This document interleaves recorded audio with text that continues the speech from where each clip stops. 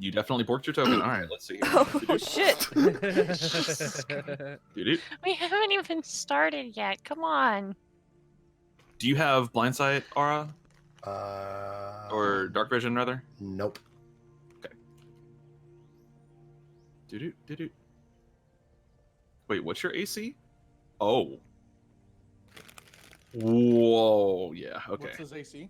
Don't worry about it. Probably very bad by that Suddenly- response. I want to know what his Suddenly AC worried is. about it. You'll find out one day. It actually should be lower. That's pretty fucking living life on the edge here. All right, so Yep. They rolled a 2. Does that hit? Yes. Wait, what? before With natural armor, but negative dex. Oh, God. before we start the campaign, there are 2 things that I want everybody to do. Number 1, if you do not already have a tracker for silver shields on your sheet, go ahead and put a tracker for silver shields on your sheet, and give yourself 1,500 silver shields. How Is that come? currency? It is the currency Question: why do I have 5,000? because of your background feat. Oh, okay. That's what your background feat gives you. Okay. Fucking rich motherfucker. Yep. Everyone's going to get some extra oomph in their background that they've chosen as well. I haven't worked out what all of it's going to be just yet, but I've been poking at it.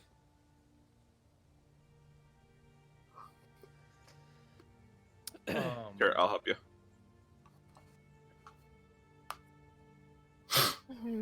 Huh? Oh no, I usually put it in the bio. Oh, okay. Gotcha. Yeah. Gotcha. I've had all way right. too many issues with the tracker stuff. That's fair. Okay, so if you have your silver shields on your sheet now, another thing, look at your experience points up in the top left corner of your sheet, Yep. and put the number 100 there, please.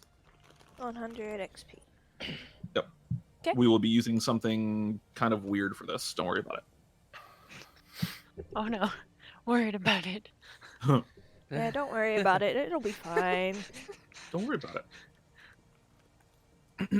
It's the perfect time to worry about it. So,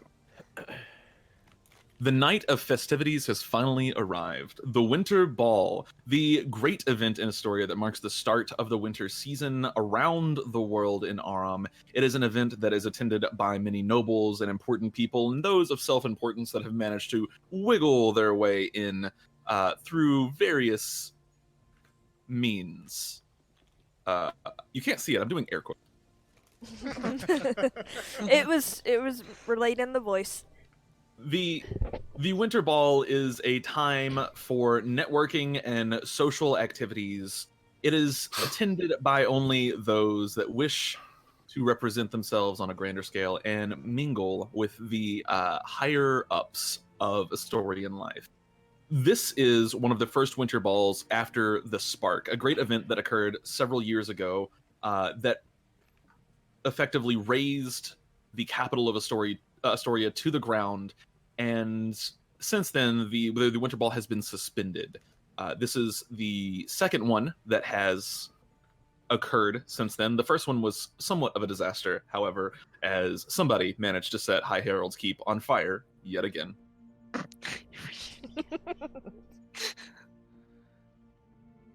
You each arrive at High Herald's Keep, the capital castle, the fort, the massive, the final standing piece of architecture in Astoria that was not destroyed during the Spark.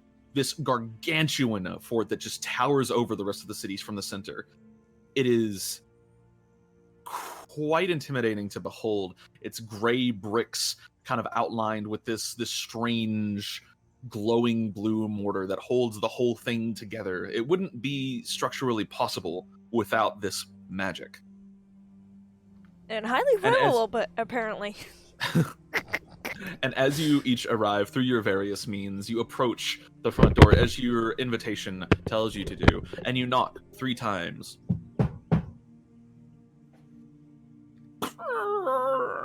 You see standing in front of you a man probably in his late 60s, though it's hard to tell as he seems limber and spry and is wearing a suit that could really only be fit for a king, or maybe the king's wit. as he looks you up and down and scowls slightly at you in a way that signals disgust, he allows you in. Xera, you in particular, when you approach the door and present your invitation, he looks you up and down. He looks at your invitation and takes it from you, raises an eyebrow, looks back at you, goes, and you would be? Xera? Xera. Mm. Right this way, then. And he kind of ushers you inside, it's almost like he's trying to get you out of the public eye as quickly as possible. Ashelia, it is Ashelia, right? Yeah. Okay.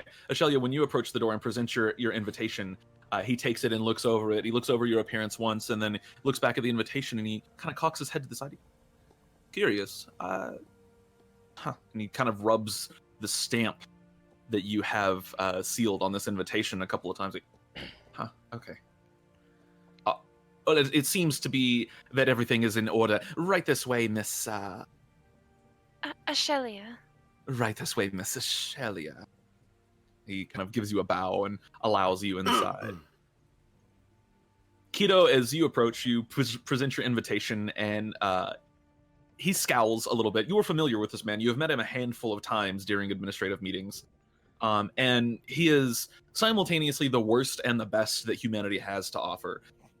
He has a quick wit and biting sarcasm, which can be entertaining at times, but when it's in the middle of a meeting about the financial proclivities of your administrative region, it can be a little annoying. And he smiles and chuckles a little bit when you present your invitation. Lady Ugare, you're not welcome here. I'm sorry. We don't allow you in our castle anymore. The Pearlwood administrative region has been cancelled. He folds your invitation up and he hands it back to you, smiling. You're going to let me in, darling. I have an invitation. You can't deny it. Well, I can't deny that. I can't deny it. I can't deny you entry.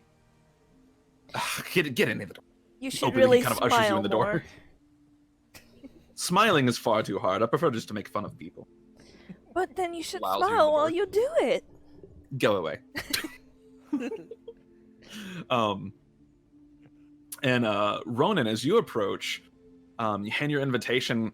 I like to imagine yours is probably pretty crumpled instead of like my. Hell yeah. You just kind of uncrumple this invitation from your pocket and hand it to him. And he looks at you and he scowls. I mean, this is not a look of sarcasm or anything else. This is a, who is this person and why are they here look. Looks you up and down and then he looks at the invitation. He goes, could I have your name, sir? It's Ronan. Ronan.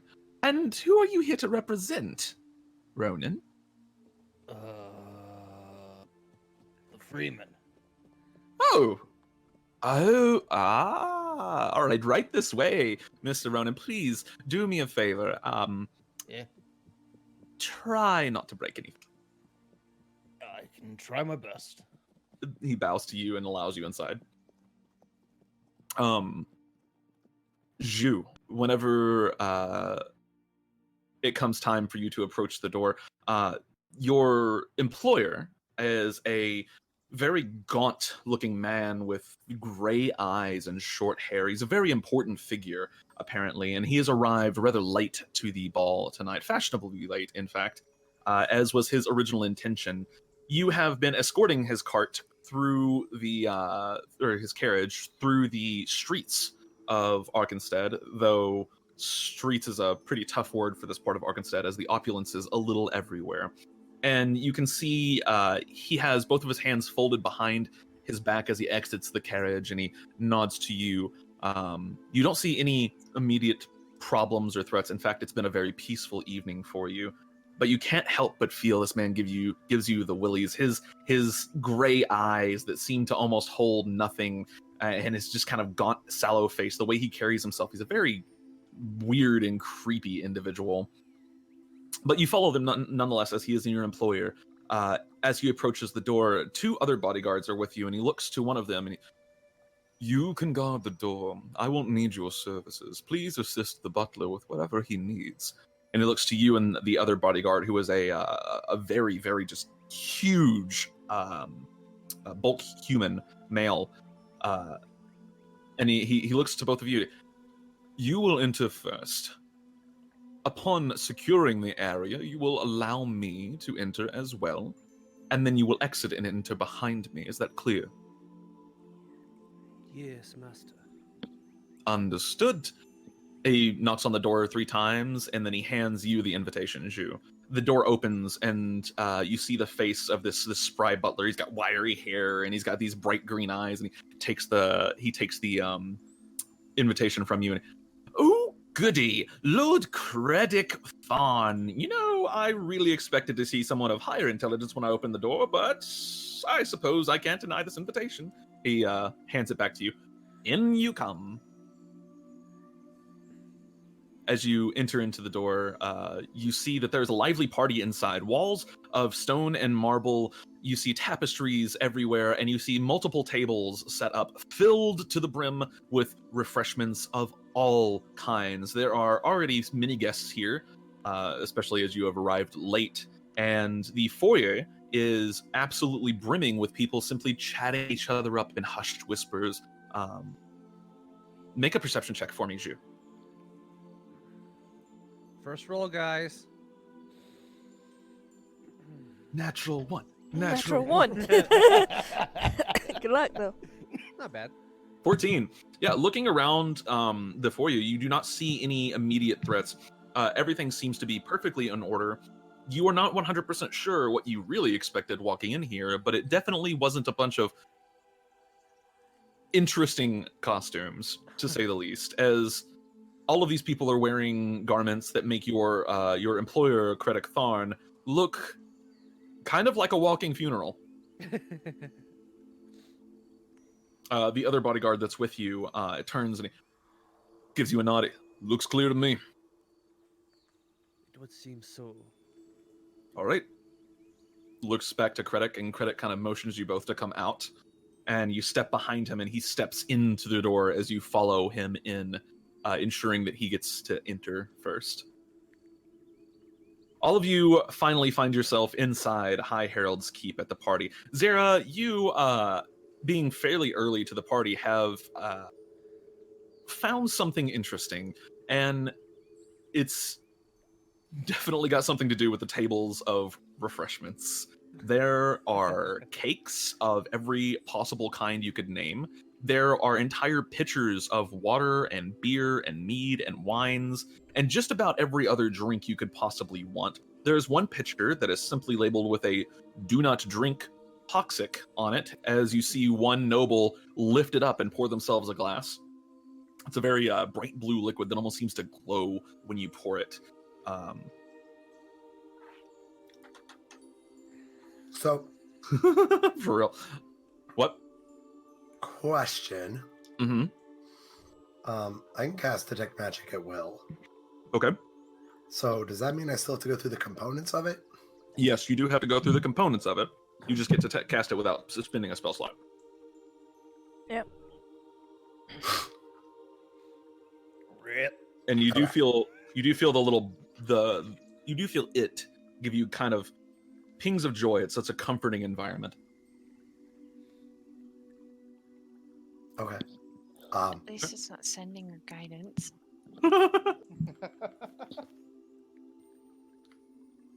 Yet. No, don't, please. Fucking Xera multi-classes into cleric just to get guidance. Don't tempt me. I'll do it, motherfucker. There's a feat for that? Yeah. Shit. Did I get to keep my my old clothes? Oh, that's a good point. As they rushed you inside, the butler, hurrying to get you out of the public eye, did direct you to a handful of servants who kind of pulled you back immediately. There's this very old woman. You're not really sure what she is because she's covered from head to toe in big, bushy brown fur. And she kind of pulls you to the side. She, "You look horrible. You can't show up to an event like this dressed like... We have to assist you right now. Get in, come on!" And they drag you to these back rooms where you are summarily stripped and given new clothing and a scrub. All of this happens within probably less than 5 minutes, and you watch the big bushy lady. She doesn't scrub you. She takes you watch her cast a spell, and you watch the mage hand pick up all the soap. Eventually, you are escorted back out. You are now dressed in fairly fine clothes, actually. They told you that you could pick your old clothes up near the room. They leave them out in the hallway in a bag. Cool. I would have turned those into a sack. Okay. Okay. All right. Yeah, you have like this now like cloth sack made out of your. And what's this bag made out of? The bag itself is a cloth bag. Cool. I would be using that as a sack as well. Oh my gosh. Okay. And I would definitely be taking one of everything. Yeah, you just kind of go down and you pick up one each. There's one. You get close to it. It smells fucking incredible. You're not sure what it is. It's this very like dark brown cake-looking material with caramel drizzled all over it, and you pick it up and you throw one into the bag, and then you decide maybe another. Take a bite out of it, and it's honestly one of the best things you've ever tasted in your life. It tastes sweet and nutty and cakey all at once. It's kind of like a pecan cake. But you proceed to go down and just start taking one of each. You get to one table where there's like meats and vegetables and stuff like that, and you like look at the second sack and just start stuffing that one full of these. Yep. You do notice that the butler is now like looking at you with like a raised eyebrow, kind of just watching you go through the motions here. Ashelia, as you enter inside, you see with your kind of knowledge of the area here, you see several individuals that you can probably put a name to. You see entering into the front door, not too far behind you, Lord Kredik Tharn, who is the newly appointed Lord of Council. He sits on the Lord's Council. He oversees the National Treasury, and you know that he is a very important figurehead when anyone is discussing finance. You see another individual, very tall, standing man. He's gargantuan, probably almost 7 feet tall.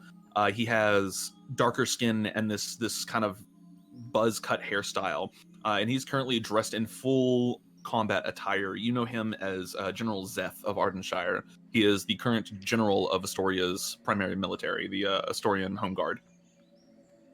You see a couple of other individuals that you don't recognize, and then you see a blonde woman. She has her hair tied back in a bun, and the rest of it braided. She's also wearing combat gear, and she's flanked by 3 individuals wearing black and white armor. All of them have a tinge of blue in the armor's trim and decoration. You know this woman and the people behind her to be members of the Vigil. This woman is in fact High Justicar Valcrest, who is the leader of the Vigil, the new leader of the Vigil. And then you see another woman. She's got darker skin and really just beautiful hair. She's wearing an interesting dress coat that's supposed to almost mimic like a breastplate, but it's not quite a breastplate. There's no metal there. It's all cloth. And you know that this is Lady Athia. She is another member of the Lord's Council, and she oversees the Heritage Foundation, which is kind of a massive historian movement that's working to preserve Astoria's history. You see another several nobles that you do recognize, but none of them really as important as these that you've seen so far. They're mostly minor nobles with a handful of greater nobles mixed in. Oh shit, I know people. Mhm. You know people. You know of people. I know of people. Yeah. Do you approach any of them, or are you just kicking back and watching? Probably just keeping an eye out for now, seeing if I see any new Gotcha. faces. That Sure. sentence made more sense in my head. No, you're good. You're good. Kind of watching to see who else shows up to the party. You kind of kick back and grab one of these carrot cakes off of the refreshments table and realize that you've made a grave error and you might have to eat 12 of them. Ronan, That's a grave error? No, you know it might not be actually. Carrot cake sounds delicious right now. Ronan, you enter in and you are immediately hit with something that you do not something offensive to your senses, and that is the smell of perfume. It permeates this room. You know how sometimes you'll get too close to somebody that has used way too much cologne? Oh, It's like God. that. Yeah, it's like that, but like the air is like that. You walk in and you're immediately hit with this overwhelming smell of cologne and perfume and scented things, and it's just, oh God. Axe shower. Yes, yeah, it's like you just walked into the locker room and everybody just got done spraying Axe. Ugh. It's 8th grade all over again. I've had nightmares. The nightmares, run away! Oh, this is disgusting, though. You see a bunch of fancy nobles in strange outfits. Some of them wearing very much, without any other way to describe them, Lady Gaga attire. Some of them wearing very formal clothing. You do see a handful that are being very somber and forward for this occasion. Most of them are not at all. Also, yes, Spirit, exactly like that. Old women that are bathed in perfume, that is that smell. You know what I'm talking about. Your Chanel numbers. Oh my gosh. God. Oh, shit. Wait, is that pronounced Channel or Chanel? Chanel. No. Okay. All right. Yeah. Yep, you're good. 2 ends is Chanel, 1 end is Chanel. So yeah, you do get hit with that, and you see these are not your people. You do, however, see there is a drinks table set up. They have multiple kegs of beer and mead, as well as massive pitchers of harder spirits. Yeah, I'd like to go try those. Yeah, so Like all of them. okay. You God, grab Kayla, no. you grab a handful of. What? God damn it. I would say, Kayla, you are absolutely allowed to do that. Yes. What? I don't know. What? I don't know She was What is- gonna make a joke. because I said harder spirits. I I didn't even Oh dear. God damn it. I thought that's why you were typing. know. I was making a different joke. Oh, Oh no. We're off to a grand start, y'all. we're gonna have just a little bit of Monday campaign in this one. I can feel it. Okay. So you head straight towards this table. You see where they've laid out big tankards. Is there anybody attending it, or is it just? There's nobody attending it. It's all self-serve. There are servers walking around the rooms with like platters of small glasses and pitchers of stuff. But this table is kind of like a big self-serve table if you're not interested in what the servers are carrying. I'm gonna beckon to one of the servers real quick. Okay, you beckon. She's younger, really fiery red hair, kind of tan skin. What can I do for you? Oh, which one should I try? She looks over all of them. Which one's the best? Seriously. She just points to one. I think that one's probably your style. Okay, I'm gonna take one of those. Okay, you take a tankard and you pour some of this liquid. It's really thick and brown, and you look at it and you're like, that's not a spirit, I don't think. But you smell it; it's very alcoholic. God damn it, Spirit. I'm sorry. Now that he pointed it out, I can't help it. So you take it, kind of really just hedging your bets here, and press the tankard to your lips and start drinking. It's very thick. It's a little bit like drinking like canola oil. Ugh. Yeah, it's got a very weird texture, and it does not taste good. This shit is awful tasting. It is extremely alcoholic, though. You're pretty sure this is like damn near pure grain alcohol. Is the lady still around? You turn back around, and she's gone. Okay. I'll get rid of this shit. I just pick one and walk away. You just pick up what? A different one and walk away. Oh, okay. You take the tankard, pick up a different one, set that one down, and just start walking away. What you've got in this tankard is a really light, foamy, what looks like maybe like a meter of beer. got a really good foam going on top of it too. Take a swig of that, and it's just it's like honey and creaminess. Like a Pilsner almost? A little bit, but slightly sweeter. Okay. It's very, very, very good. It's kind of thick, but not like canola oil thick. Overall, just a really, really, really fucking good beer. Some of the best you've ever had in terms of sweet beers. That's pretty good. This character is going to be amazing. Kind of walking around, you look at and watch all the other people in the room. Most of them are sipping on tiny little glasses of stuff. There's one or two bigger individuals with tankards, but most of the people in this room are like drinking out of tiny wine glasses with their pinkies up and stuff. Very prim and proper individuals. This is not as fun as I was told it was gonna be.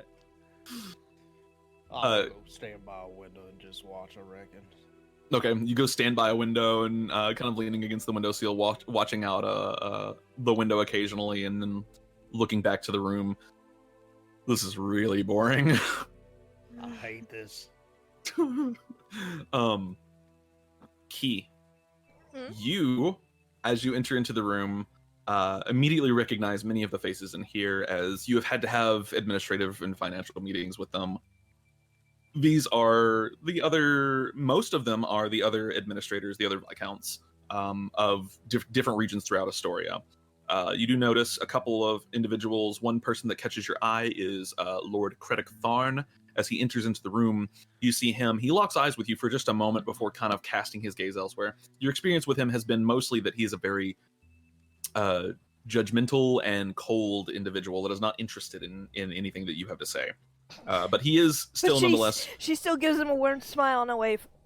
Yep. You give him a smile and a wave, and he looks at you just for an extra second, and then just kind of casts his gaze elsewhere. But he is nonetheless not your boss per se, but he is in charge of the treasury. And as the Viscount, you really have to defer to him. Your interactions with him have not been pleasant, however. You do see a couple of other people. You see Lady Afia, who is a member of the Lord's Council. And you see another individual, one of the Viscounts near you. There you go. You see another individual, one of the Viscounts near you. She's a kind of middle-aged woman. At least you think she is. She appears to be middle-aged. However, it's really difficult to tell as she is elvish. And she's absolutely gorgeous. I mean, just drop-dead beautiful. She's dressed in this really nice gown that is sparkling every time the light hits it. Shining white, and she's very dressed for the occasion. And she smiles as you catch eyes with her for a moment. Oh, Key, I didn't know you would be here. I thought they didn't extend invitations to Pearlwood. I still got one, even though the butler wanted to try and reject me. That must be a new change.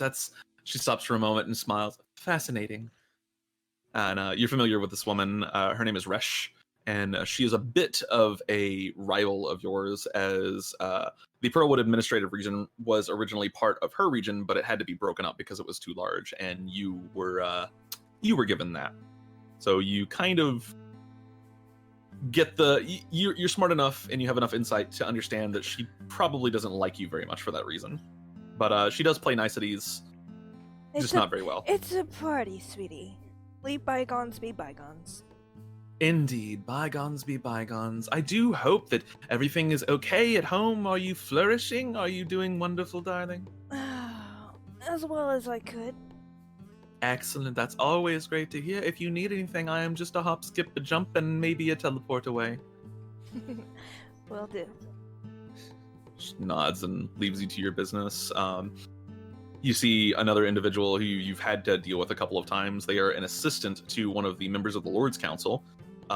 This person's name is Sean, S-H-O-N, but they are not actually a noble themselves. They are strictly an assistant.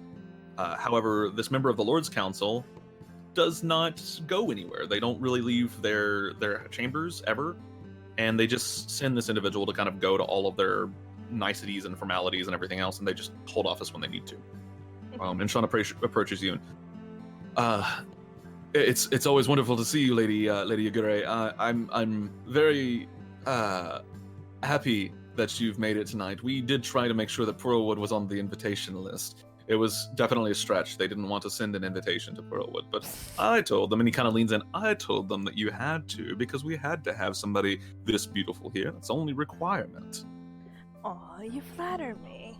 Yes, well, flattery is the only thing that I am good at. Well, at least you get to go to all the parties. He just kind of looks at you for a second. He goes, I wish I didn't. I wish I didn't. Well, I hope you find yourself well. If you need anything, and by the way, and he stops for a second, the temple in Pearlwood had requested some strange materials recently. I was really wondering if you could check into that for me. Can you see if maybe they're doing okay? Because they requested a pretty immense amount of combat gear, and I'm really not sure why the Historian Temple, a religious organization, is requesting military gear. Do I know why?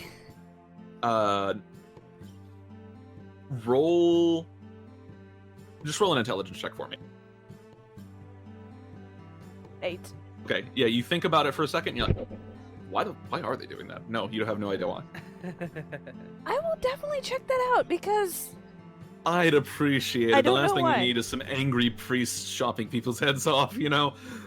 That one time. So anyways, I appreciate how many times have it you. happened? Just once that we know of. Just once, and he just kind of stares off in the distance for a moment. I must be off. Thank you so much for your time and company. I hope to see you at the next Winter Ball. He Okay. bows and kind of scurries off, and you see him go straight to Kredik Thorn. And they begin quickly having a conversation.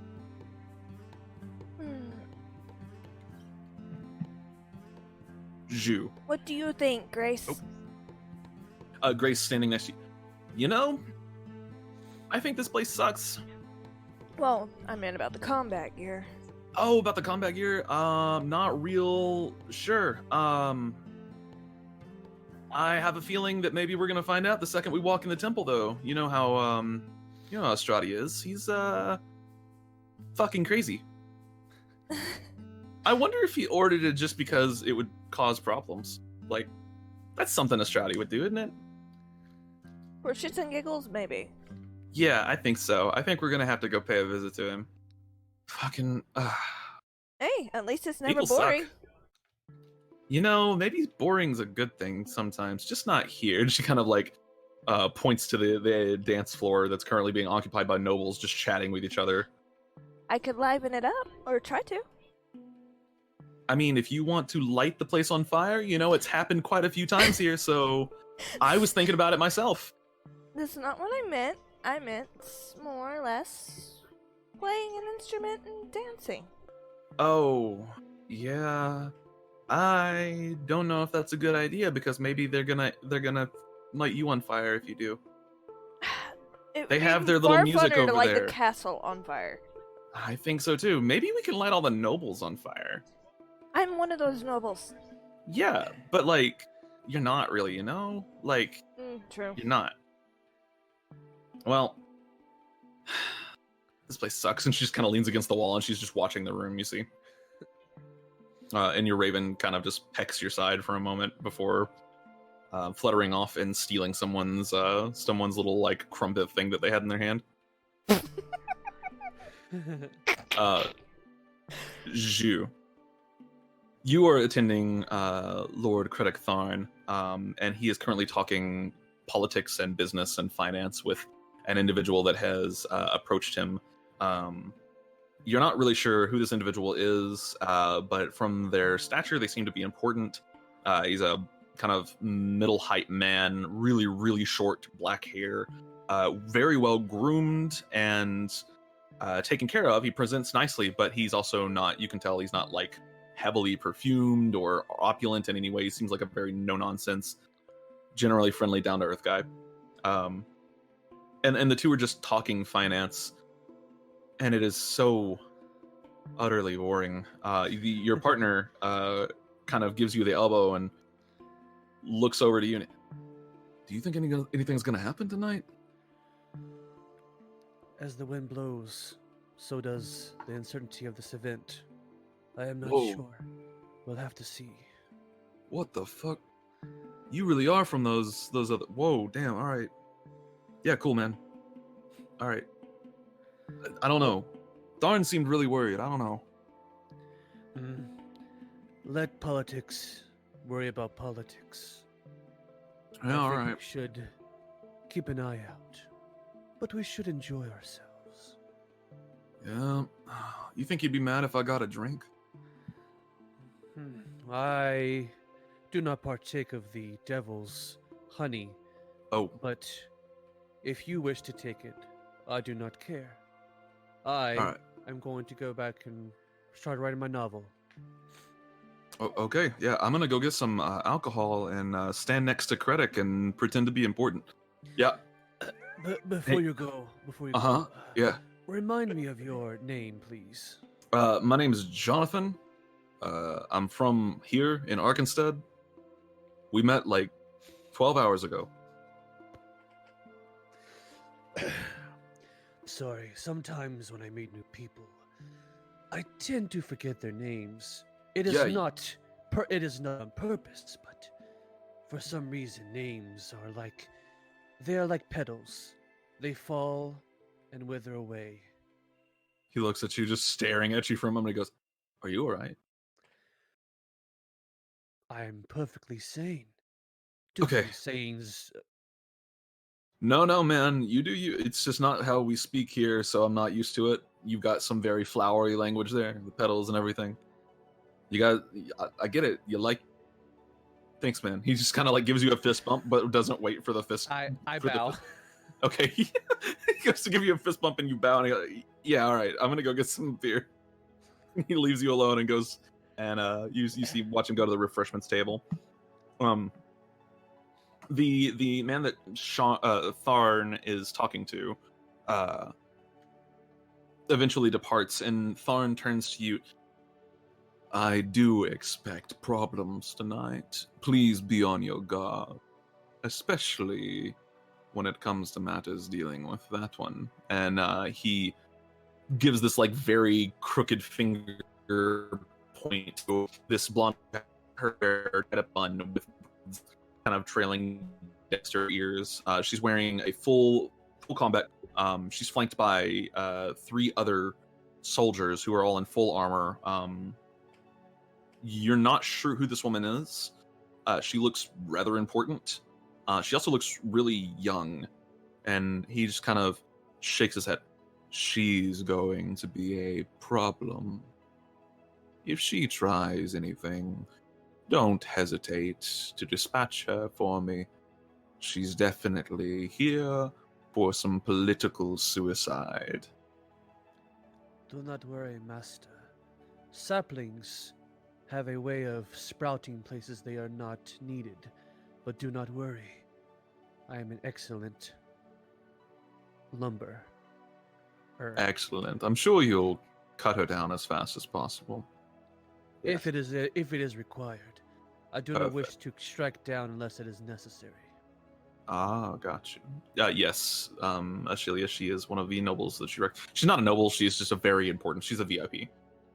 She's the High Justicar of the Vigil, so she puts her at the very top of the organization. And he kind of folds his hands over. Have you seen Ratatouille? Yes. You know the Kredik? Yes. That is this guy. 100%. Okay. Yeah. Let me see. Oh no, it lost all the text that I put there. Wow, that's. Oh no, it didn't. I didn't. So you do get introduced. I forgot I had handouts here. There's Artoria. This is Kredik Tharn. He's very much that guy from Ratatouille. Yeah, I see him. Yeah. Are you Yeah. sure he's not like an altered version of the Witcher? He's got But some Primit- Witcher. He's got with some some Witcher. Primit proper in there. No, he's the Kredik from Ratatouille. More like Kredik Charn. I mean, it's like almost credit card. Sorry. That's true. That's true. I mean, hey, he is the treasury lead. Yeah, there you go. Handout for General Zeth, who was introduced earlier, and Lady Afia. And yeah, right. And the party continues. Toss a coin to your Kredik. Is there any music, by the way? There is music currently going. There is a Yeah. band playing. And it's a handful of violinists who are playing this kind of very light, kind of Dance of the Bumblebee style music over the top of everything that's going on. It's very low. They're keeping a very low volume. And primarily you're hearing kind of the chit chat of all the noble individuals around this area.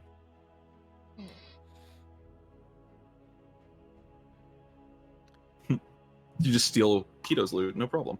Yeah, I've got a lute. I've got a flute, and I have a viol. Beal. Viol. It's just- Viol. Sorry. I keep forgetting that I'm a charisma wizard, so I'm just a Huh? non-bard. The party continues uninterrupted. Is there anything anybody wants to do during the party? Yes. What's up?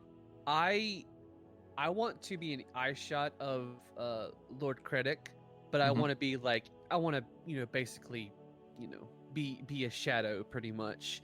Okay. And I want to pick a spot that's pretty advantageous where I can check the whole room, but also have him in my sights.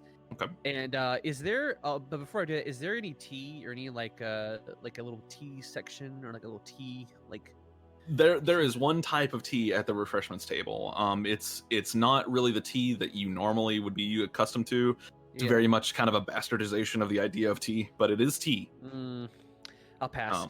There's also mini pitchers of water, and there's beer and mead. I'm just gonna get some water, and I'm going Okay. to find a spot to lean up against, and I'm gonna pull out my calligrapher's kit, and I'm gonna start taking out my my brush and just start scribbling down my novel. Gotcha. So you're writing as you go. You kind of find a spot where you can set your inkwell and stuff, and at the same time watch every motion in the room at the same time while being in eye shot of Lord Tharn. And you quickly begin scraping out a few ideas that you've had along the way. Is anyone else doing anything? Yeah. What's up? Zara, after collecting one of everything, how much room does she have left in her bags? Not a ton, but you still have some. You have like half a sack worth. All right. Okay, she would try just like a drop or two of that toxic stuff. Okay. You lift up the pitcher and pour yourself just a tiny, less than a sip really of this stuff, and you kind of look at it. When you pour it, it glows blue slightly, and then once it's in the glass, it turns clear. And you kind of smell it. It doesn't smell alcoholic at all whatsoever.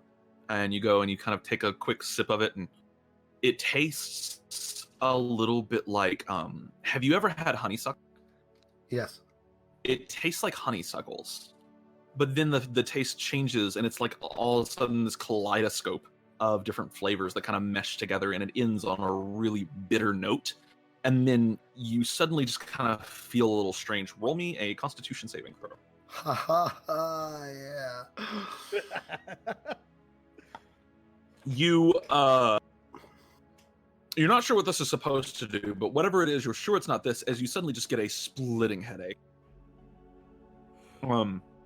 After a few moments, you feel it kind of being somewhat displeased, maybe even anxious, and then you feel the headache fade away almost instantly.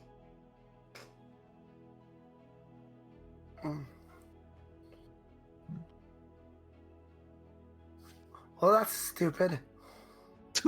One of the servants stops and goes, I'm sorry, what's stupid?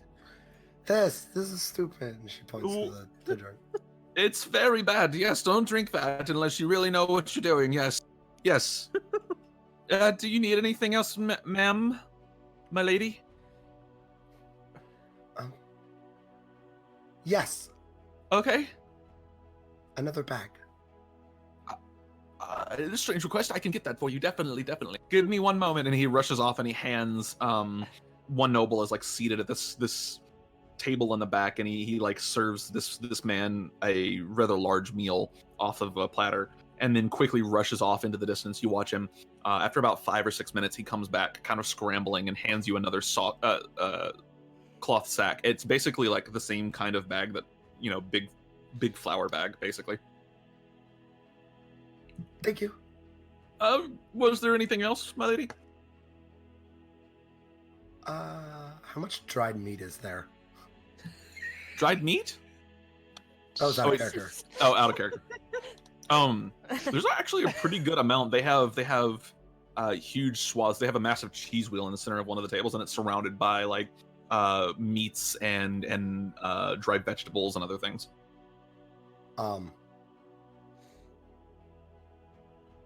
Would I know how long a cheese wheel keeps? Oh my god. Before you go in to try this cheese wheel is as big as your torso. Just keep that in mind. How big is the sack? You could fit in it. Sheesh. If All you really right. wanted to, you could wear it as like a gown. All right, so again, would I know how long a cheese wheel keeps? You would know that provided they are not in rather warm temperatures, which it's not. I lagged. Uh-oh. Hello. Good now. Yeah. Okay. You would know that provided they're not in very warm temperatures, which as it's the beginning of winter, it's actually really cold outside right now. You would know that they last quite a long time. Cool. And is there any dried meat? There's quite a bit, yeah. It's some of it's not dried, but it's just like cut meats that you don't need to refrigerate, like pastrami and salami and stuff like that. Cool. There are dried jerkies as well. Not just a ton, but there's more than you could eat in one sitting. Cool. And just eyeballing this. Would this fit? Oh, my side. Would this all fit in my bag? It sounds like it would. It would be a tight fit, but yes, it would. Depending on when you got caught. Yeah.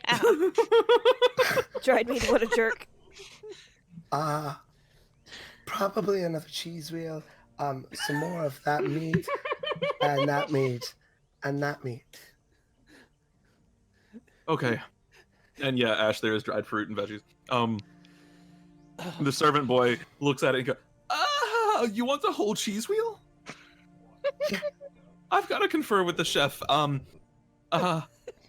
you need more dried meat and that meat, and okay, all right, yeah, sure. I don't know if I can do that, but I'm gonna try for you, okay?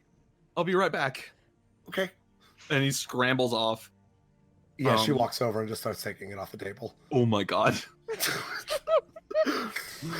Oh man. All right, this is.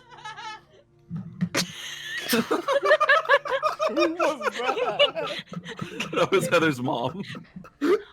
Oh, sorry. I thought that was you. No. Oh, that was probably Mom laughing. Oh wow. Okay, he doesn't notice you. I'm not being stealthy at all either. Yeah, so... that's the best part. The guard kind of looks over at you real quick right as you go for the cheese wheel, but he just kind of looks over. There's a guard in the back that has a very clear view of you.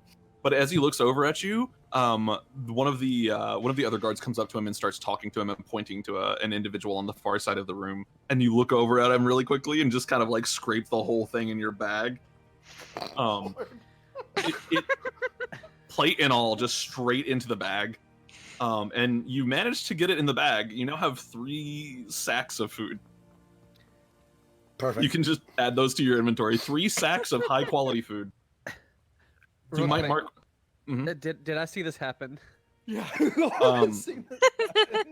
So, Zara, you're not trying to be stealthy at all. I was not trying to be stealthy Okay, at all. all of you can roll a. All of you can roll a perception check. There's like 3 of us just standing around watching. I ain't seen shit. Ronan, you do not see it. The rest of you do. It's a DC of 10. Ronan, you do not see this. You are currently preoccupied looking at one. There's like a court jester off to the side, and he started fucking with the violinists, and he's like poking them while they're playing. And then he steals one of their bows and just runs out of the room with it. And the violinist is just sitting there, like staring, like off in the distance, like they just lost their soul. Yeah, Key would poke Grace and point that out. Grace looks over and, what the fuck? Did you just steal a cheese wheel? Yeah. I look, I stop, and I flip to a new page, and I start scribbling down. Okay, all right. Notes. God. Yeah, Grace just kind of looks back and forth at you. Just, I'm pretty sure that girl just stole a cheese wheel. Like, just straight up just took that cheese wheel. Yeah, she did. Plate. Yo, what the fuck? Grace? Grace is so Keto is a viscount, and she has a bodyguard named Grace. Okay. Okay, sorry. It's okay. Yep. I thought Grace was the gorgeous person she was talking to before. No, that was We got friendly real quick. that was Resh. Resh. Okay. Yeah. Mm-hmm. I thought she died 30 years ago. Oh my gosh. I don't get that reference. Campaign's over. We're That's all it. dead. Turns out all the food was poisoned, and you're all dead. No, because Sarah took it all. That's true. She's All those the poor only- people are dead now. She's the only one that's dead because she took it all.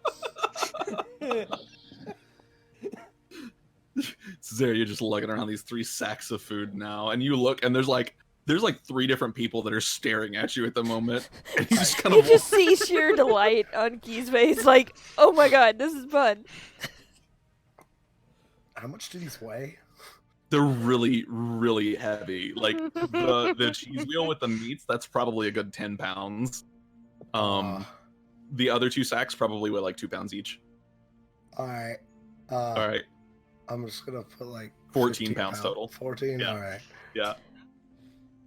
14 total. Oh wait. That's 14 each.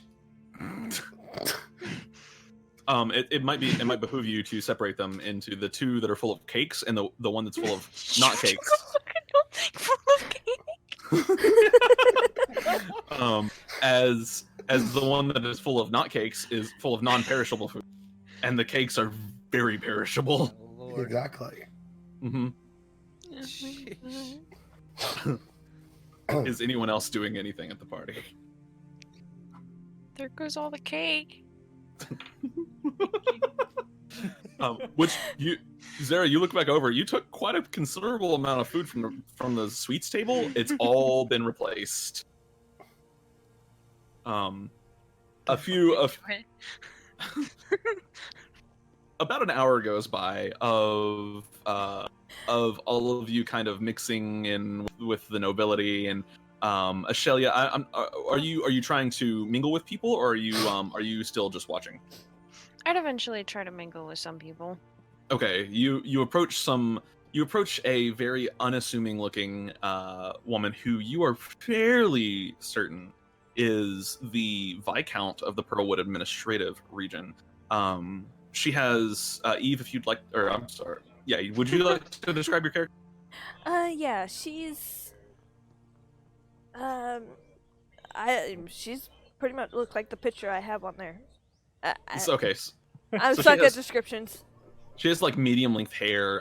She has fair skin, and she does have these 2 interesting cat ears. They're very feline, spouting out of the top of her head. She's wearing not fancy clothing, but nice clothing, well tailored clothing that kind of befits a viscount of her stature. And you would know that as a viscount, she's basically in charge of all the major financial policy decisions for that entire administrative region, which includes a handful of towns. Mm. Hello. Hello. How are you doing on this fine evening? Well, the most amusing thing that's happened is the girl that took the cheese wheel. So I'm not the only one that noticed that. No. I'm As a surprised. note, she's totally just over there, like, eating cakes now. Like, just wolfing down on cakes, keeping the bag super close to her and just wolfing down on cakes. Yeesh. She's gonna make herself sick doing that. If I'm being honest, she already looks like she might be. Damn. I meant sicker. Like, you want the food to stay in the body, not outside. She does look malnourished, right? That. Oh, absolutely. Okay, yeah. Zara, just for entertainment purposes, roll me a con save, please. Oh. Okay, yeah. You start to feel a little queasy, and you stop yourself for a minute. You take a deep breath. You swallow. Breath. Keep eating. Oh dear lord. I do have one more question. This is for the DM. Do I see Marcus? Did I see Marcus? You do not. Okay, good. Yep, you look around, not here. Okay. So, how are you enjoying the party? Well, as you pointed out, nothing exciting has really happened. Well, I'm half tempted to literally take over the music and see if I can get people to dance. They could do a little with an Ever really upbeat. dance with these things? I'll do it. Mhm. I'm a different type of noble. Don't ask. I'm not like other nobles. Now I'm scared to ask. I like to liven things up, especially when I'm not on duty. Oh, please don't burn anything down. I don't want to burn anything down. Grace over Great. here suggested burning the nobles already. Grace laughs and she goes, wait, I didn't say anything like that. No, I just said we need to, things for... No, yeah, we need to burn the nobles.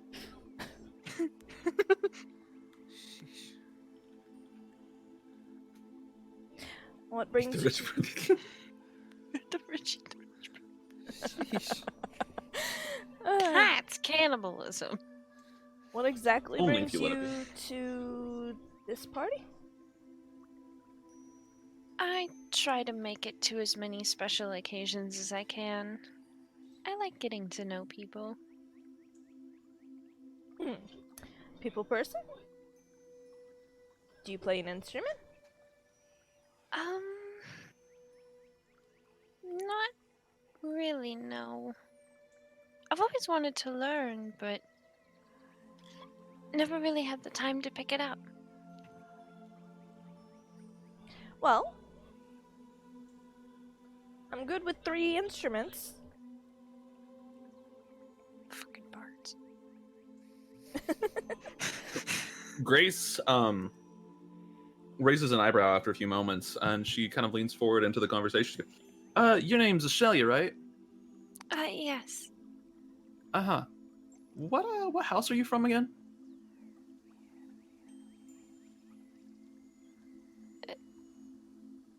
That's an odd question. Well, I just, it's my job to keep up with who's who, and I've just never met you before or heard your name. I'll be honest, I don't know a lot of the houses. There are hundreds, so there is room for you to be from whatever house you want. What house? Yes.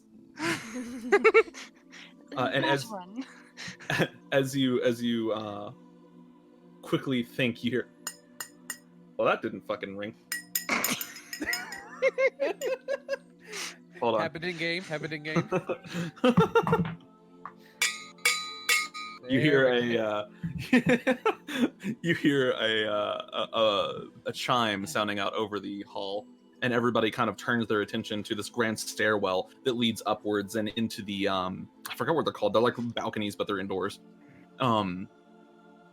And you see standing at the top is a woman wearing a bright golden gown that is kind of adorned with various dark blue and black trims. She's got her hair tied up in this very fancy bun, and you can see where it's kind of this multicolored swirl of black and blonde.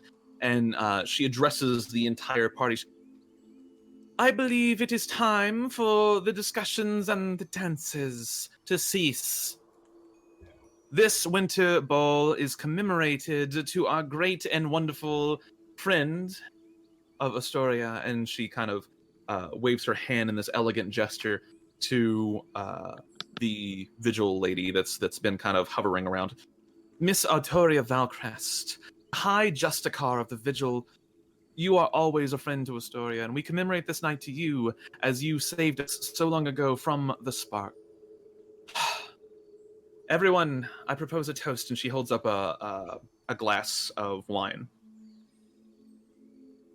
Who toasts? You watch the rest of the nobles, pretty much everyone in the building, all hold up their glass, whatever they're drinking at the moment.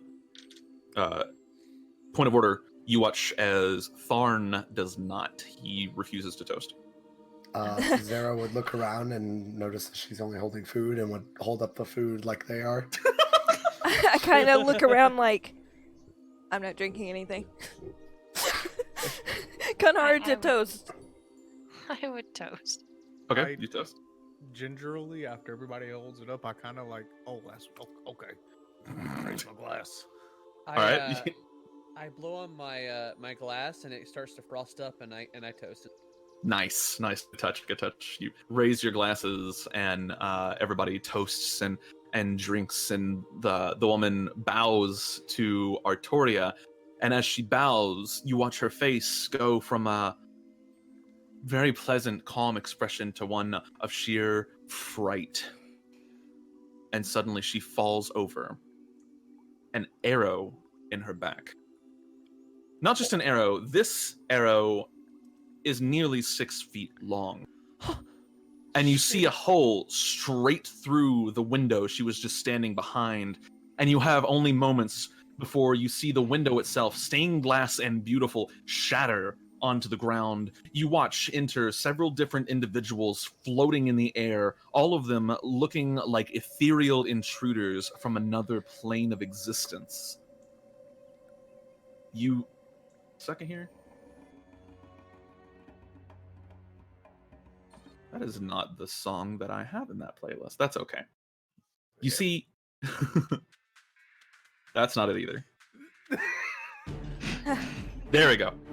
You see, entering in several different individuals, 5 in fact, floating. 4 of them have wings sprouting from their back that look like eagle wings or angel wings. One of them seems to be floating in the air of their own accord through magic or other means, and you see they have wings on their back, but they have been severed at the root. Only a small stub of those wings remaining. The woman in front has a beautiful golden breastplate that kind of adorns the 2 wings sprouting from her back, which is just completely and totally dominating everyone's field of view right now. They must be absolutely massive, some 16, 17-foot wingspan, and she finally lands right next to the woman's body. Following behind her is a man with long golden hair and a breastplate to match. He too has wings highly adorned, just like the first woman's. And he is holding in his hand an ethereal bow, giving off this strange golden light. Behind him enters a much smaller individual who appears to be male and settles down next to them, forming kind of a point. This man is fair-skinned with very short hair, and he's carrying this strange-looking staff with a very northern Astoria look to it. As he stamps it on the ground, you hear this kind of big boom go out across the entire room. Nobles are gasping now as they're realizing what's going on. Several of them have begun screaming, and you see behind that man is a woman with darker skin, angel wings, just like the first 4. She is wielding this beautiful multicolored shield with a multicolored breastplate and spear. She lands beside them, and behind them all stands an individual that you do not fully comprehend. He looks something like a dragonborn. Long horns sprouting from the back of his head, dark red scales, black kind of trimmed clothing. And you see this long forked tongue kind of slither out. He too is holding a weapon, this time a massive great axe. And he lands and shoves past the other four, but is quickly stopped by the woman, who says something that none of you can quite understand. Is it in a language we don't understand, or? She's so far away from you, you don't really hear it. You can hear her talking, but you're not sure what's exactly being said. Before she finally presents to the room, she throws both of her hands wide, and the room, all of the nobles in the room that are screaming, and everyone goes completely and totally silent. You watch as pouring in behind them, there are multiple other entities. Some of them are humanoid, some of them are not. All of them have one thing in common, I guess two things in common. They are either winged with eagle wings, or they are winged and scaled with what looks almost like dragon wings. The doors to the front doors of the keep burst open, and in comes storming several knights. However, all of them seem to have this kind of shadow about them, this strange echo of their footsteps as they burst in. Following behind them are a number of large dog-like scaled creatures, which most of you would know as guard drakes. These are pretty commonly used, and they are absolutely vicious. Many of the nobles are immediately secured by these knights, and you can't hear anything going on. Whenever you look around, you try to speak, you can't hear anything whatsoever. The only thing you can hear now is the lady talking, and she says, "My name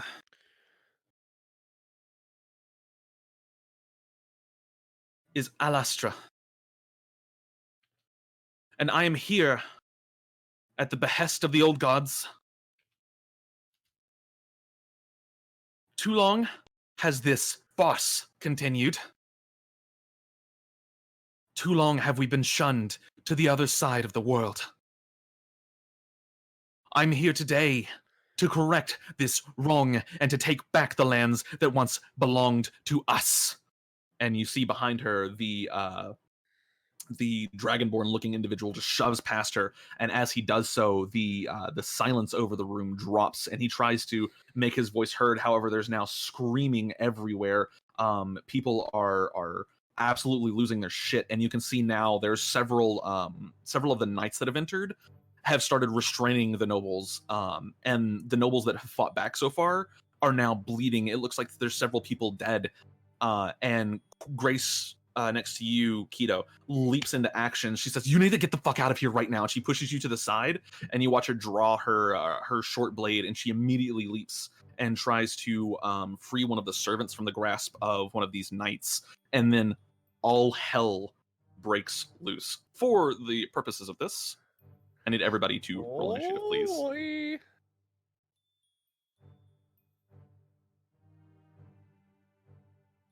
I did it again. Should have, yeah, we do have our macros. Good, I remember. It matters what my initiative is. I always roll low. I'm so If it helps, you go before me. Sheesh. Hey, Ren, question. How long have we been going on? Like, has it been an hour? In the party, or? Yeah, in the party. Yeah. You've been at the party for at least like an hour and 15, hour and 20 minutes. So I dropped my appearance, right? You don't have to. No. Okay. Yeah, you don't have to. So. See, is that everybody? That's fishy. Jordan, you wanted to know what my stats were. I have a -2 to initiative. Nice. What? Yeah, Ronan, you'll have to roll initiative as well. I did roll initiative. Oh, okay, you didn't have your 12. token clicked. Yeah. I did. I Oh, do. weird. Okay. What happened? What happened? Let me just get you in You can here. look at the stream. I have it literally clicked. Yeah, that's weird. As all hell starts to break loose, you see the guard captain, the guard commander, Seth, he leaps into action, draws a blade, and now battle has begun between several of these knights and many of the armed nobles and guards that are here. You see Artoria Valcrest draw her blade, and it's now glowing with these runes straight down it. She just cuts down 3 knights before they even have the chance to get at her. But when she does, 4 more just take their place. They're just pouring into the main hall right now from the front door. Looking around, you see the butler is currently pinned to the wall. He does not appear to be living, as he has a spear through his chest. Sheesh. All right. Who is doing what? Acting in initiative order. The Raven has the first initiative, I suppose.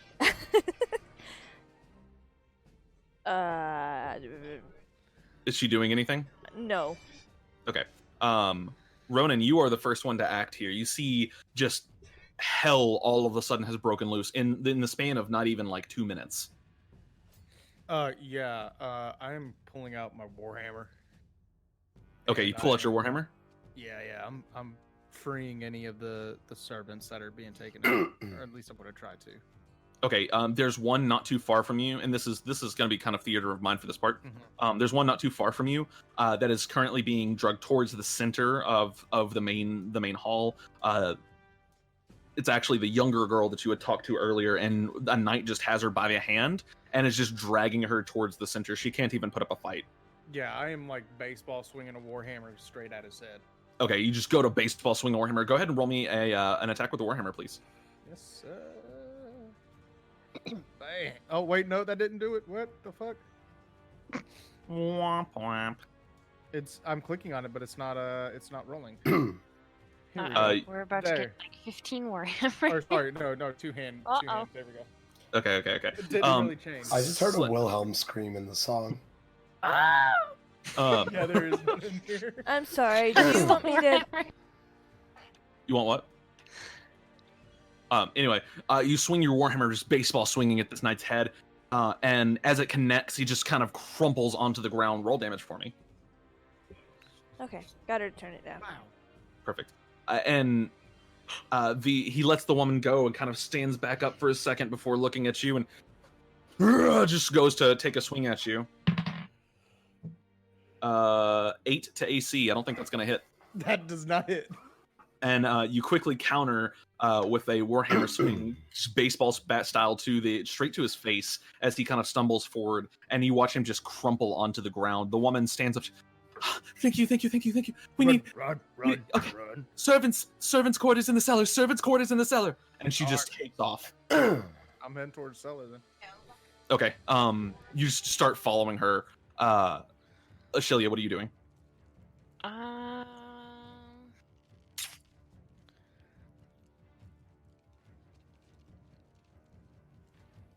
Is there any of the servants near me? There are several different nobles. You're kind of off to the side of this room, and it's a huge room. Talking with Keto, there are several different nobles, kind of across the room that are being dragged. But in terms of servants, there's one you could get to. There's one within range of you, and she is currently just being drugged by her hair into the center of the room. The knight, it's a big knight. You can't see his face or anything. He's got a visor on, and he's flanked by just this gargantuan guard drake. What's the range on this one? That's only... I thought that was 10 feet. I didn't put the range on that. That's a big oof. Big oof. I'm gonna pull up my longbow and try and free one of the nobles. Okay. There are 3 different ones. You see Lady Afia, and you see 2 that you do not recognize. I'll try and free Lady Afia. Okay, all right. Go ahead and roll an attack roll. Okay, let's see. 22, roll damage. Perfect. As you kind of take really careful aim, you see this knight that is struggling with Lady Afia. She's not a very brawny woman, but she seems to be putting up a hell of a fight against this guy. And she has this quarterstaff that she carries with her, and she just whacks him in the face. As she does so, his head snaps back, and your arrow just right into his throat, and he just falls over. And she looks back to you where the arrow came from. Run now! And is that your turn? Yeah, I don't know where to run to. Okay. She's pointing towards an area kind of off to the back. Okay, I'd probably run in that direction then. Okay, you just start sprinting through this area. Key, what are you doing? So who's all around me? Currently, Grace is like probably a good 10, 15 feet from you, and she is battling one of these knights that is captured one of the nobles. There is Ashelia has just started running away, and there is no one else around you right now, not in your direct vicinity. Okay. Oh yeah.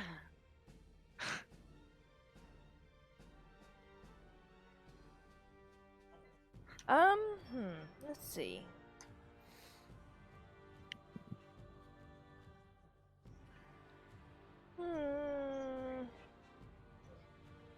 She grabs the back of Grace's shirt and starts pulling her backwards, but as she does so, she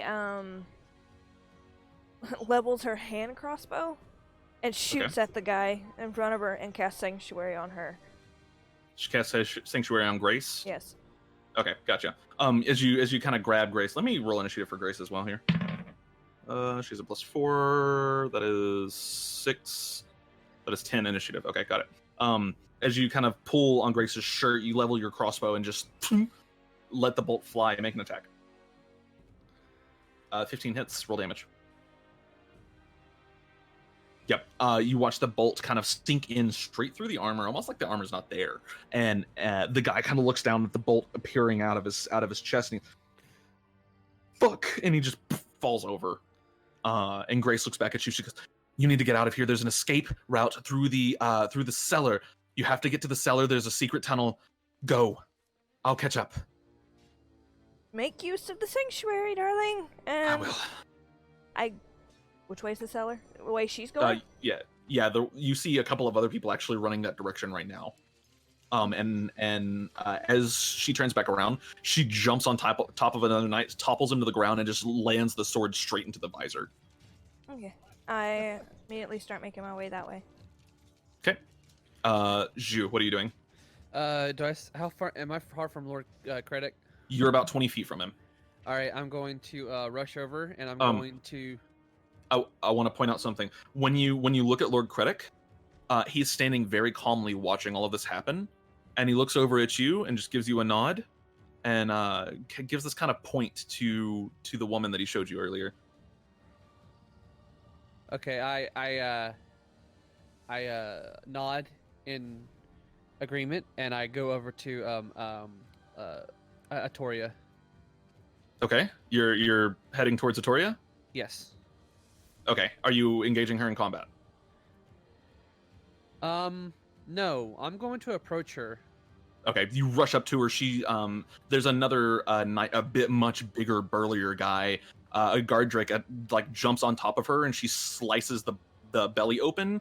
And then this guy tries to attack her, and she just kind of riposts with her sword and lances him through the abdomen. She looks at you, and her sword level. She, help! I look over at Lord Kredik. I look back, and I draw my blade. Like I put my hand on my blade, and I attack the first person next to her. Okay, yeah. One of the knights is like swinging this poleaxe down on her. Go ahead and make an attack.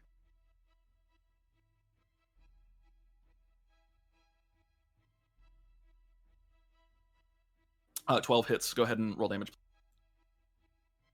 5 points of damage, just enough. As he's swinging this poleaxe, you kind of slice him across the abdomen, and he just stops for a second, rolls over onto the ground, and he holds his stomach up and looks at you. Fuck you, lizard. Oh, and he just dies. And I sheath my sword as I finish. Very anime. I like it. Just sheath your sword. She looks at you. Are you capable? Do you not see the man on the ground? She pulls off this necklace and she snaps the amulet off of her neck. She hands it to you. She goes, "I need you to get this to Everly right now. Right now." Who is Everly? Everly is the city. It's a city on the far eastern side of Astoria. You need to give this amulet to Lord Aiden. Very well. Thank you. And she takes the sword and turns around. One of the vigil soldiers that's next to her falls to a guard drake that's just viciously mauling him, and she tries to save him, and turns away from you. And she is now back in combat. You look at Kredik, and he's kind of, there's a hint of disappointment in his look. You watch the knights, several of the knights that are around him, just kind of swarm around him like he's not even there. I'm going to use the rest of my movement to start walking towards Kredik. You're rushing towards Kredik? Yeah. Okay.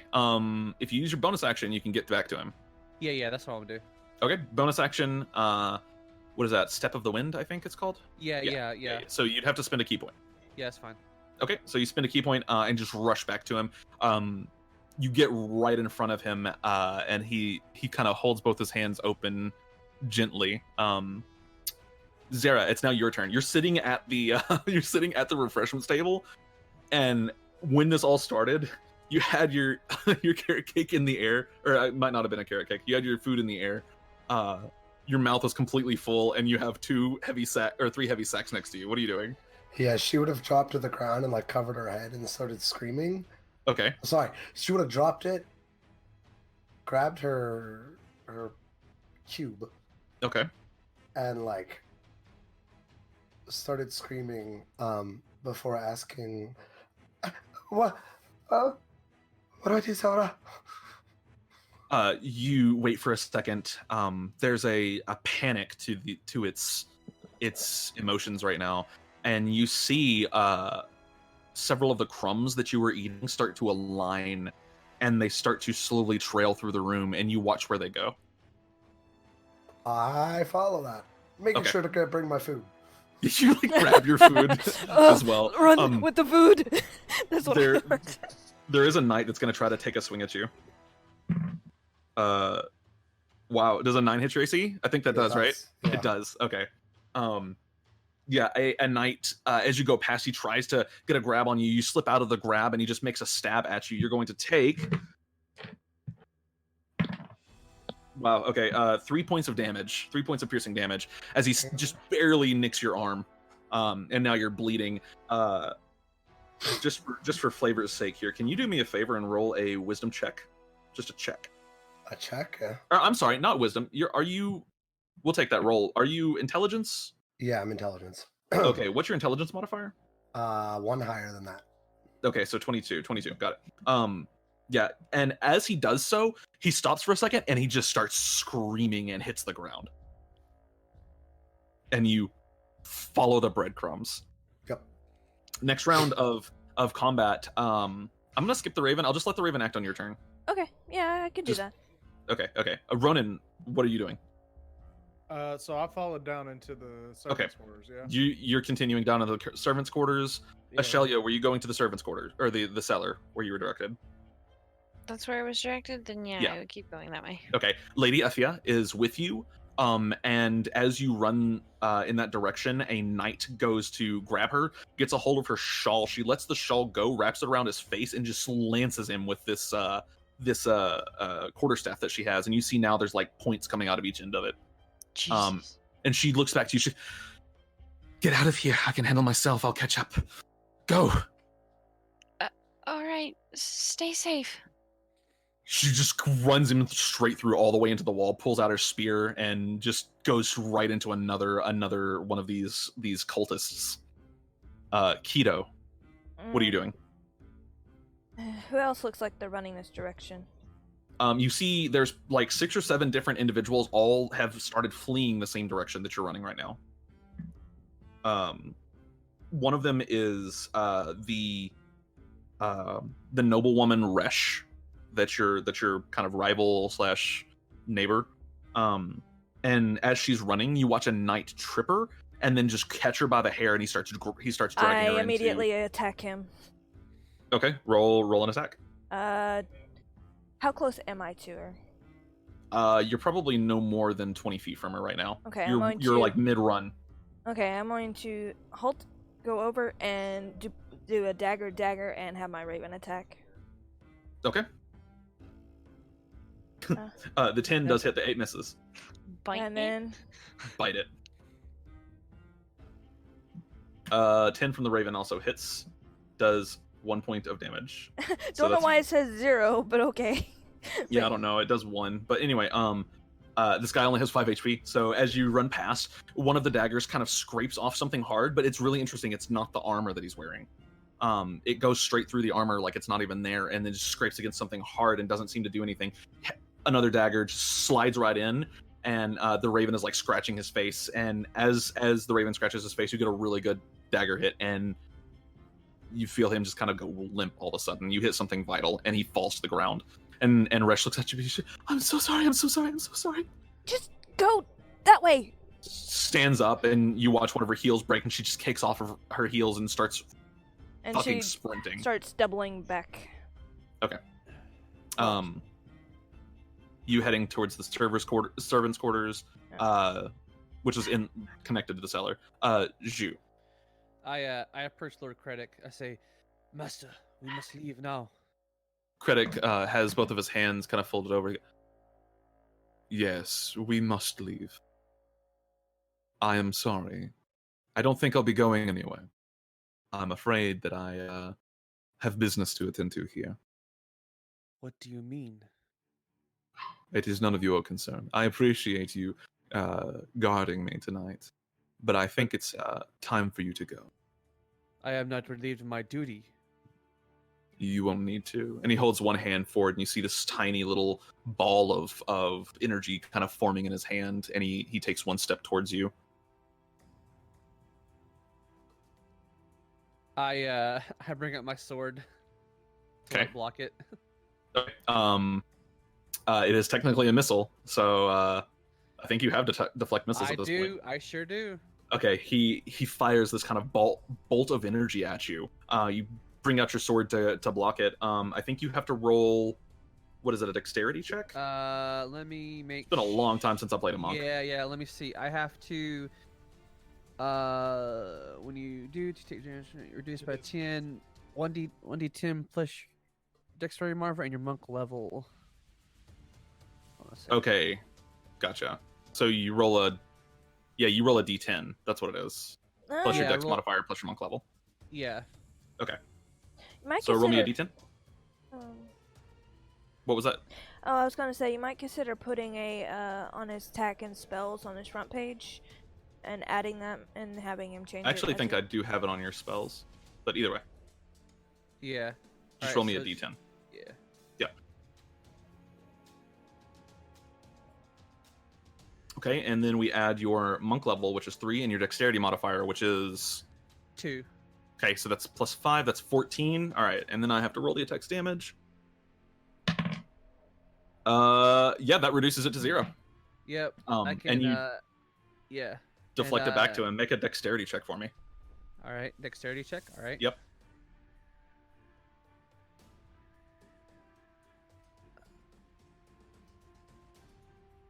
$17. As you deflect it back, that hits. As you deflect it back, it slams into his shoulder, and he kind of grunts and then drops down to one knee. Looks up at you. And, you should leave. Apparently it is so. I thank you for your employment, but this contract is void. I hope you survive, and I run away. Okay.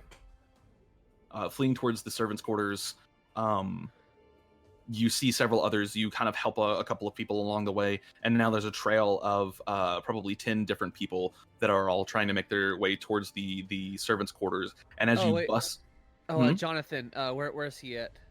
you look around for Jonathan. You do not see him anywhere. Make a perception check. Okay.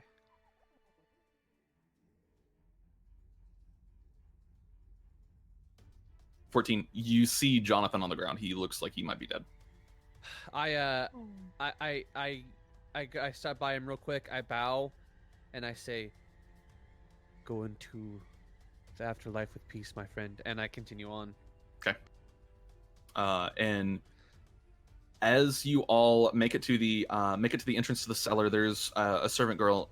She kind of opens it up with a key.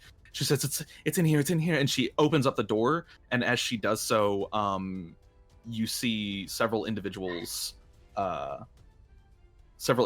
standing in the room. They seem to have invaded the cellar itself. And one of them is this very tall, angry-looking man with blonde hair and this just absolutely gargantuan beard. And he looks, think we've got ourselves a couple of live ones. And you see there's dead bodies all over the ground in here. As you all kind of burst into the servants' quarters. And that's where we're going to take a quick break. Oh, thank God. I need to go to the bathroom.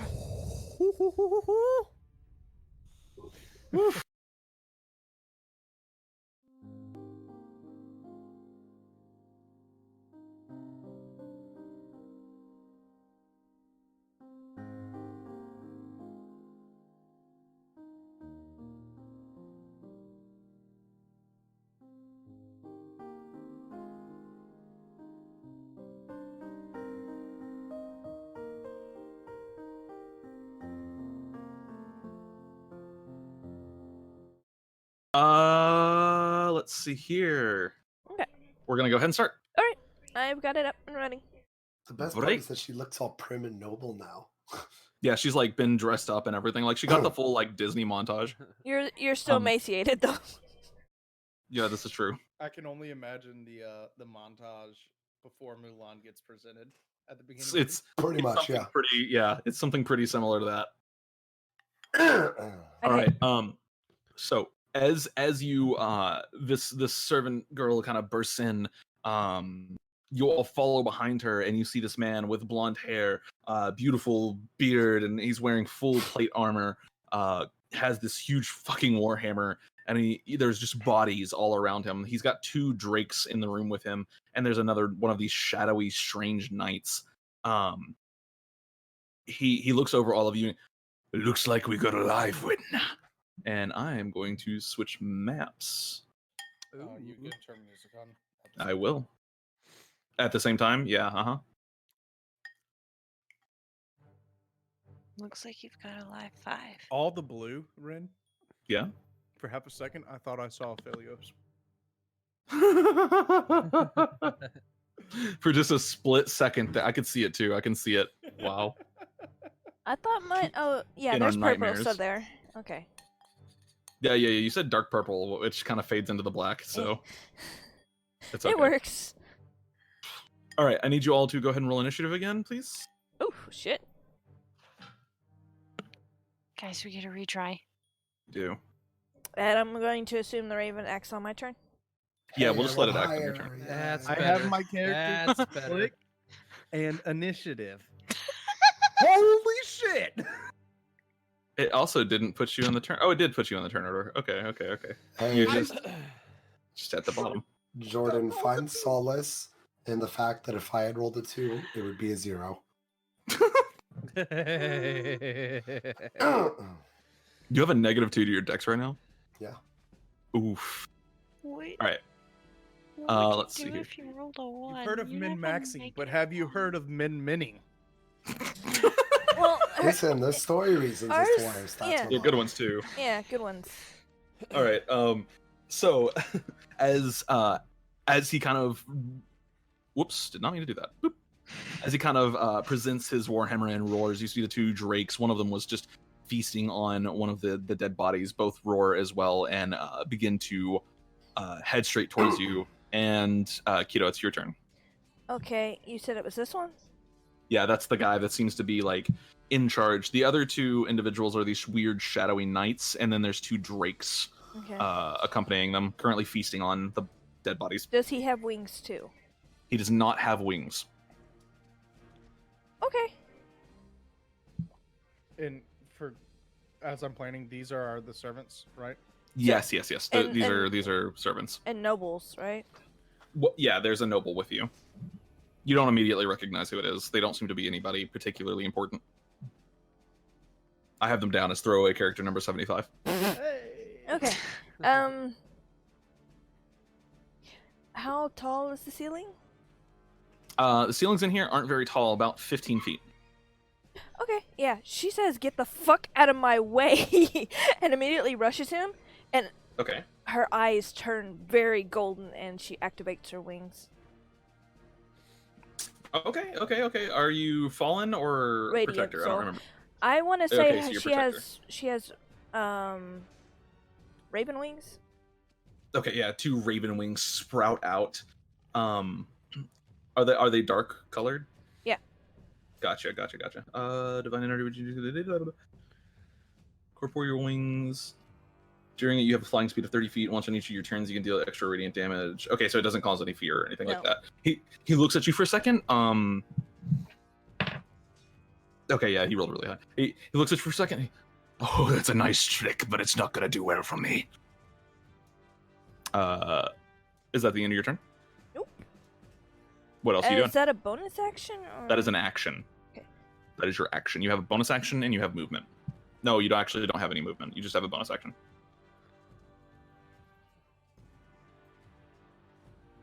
Now, who says I'm using that on you? I cast Sanctuary on myself. Okay, Blue Shimmer, go ahead and mark yourself, please. Mm-hmm. And Zhu, it's now your turn. All right. You said these. Hold on. These are the servants, right? These aren't enemies. Right, yeah. Those are the Okay, servants that are just- accompanying you. Just making sure. The Drake thing over here. I'm going to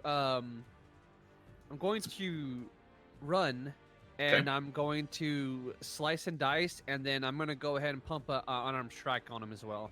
Okay, gotcha. I also meant to have my raven attack him. Okay. The hits, he takes 1 point of damage. Okay, I'm gonna see if I can't fix that and make sure. Roll 20 is not very laggy today, knock on wood. Shh, All right, can't fix it. running up to the Drake, go ahead and make an attack, Zhu.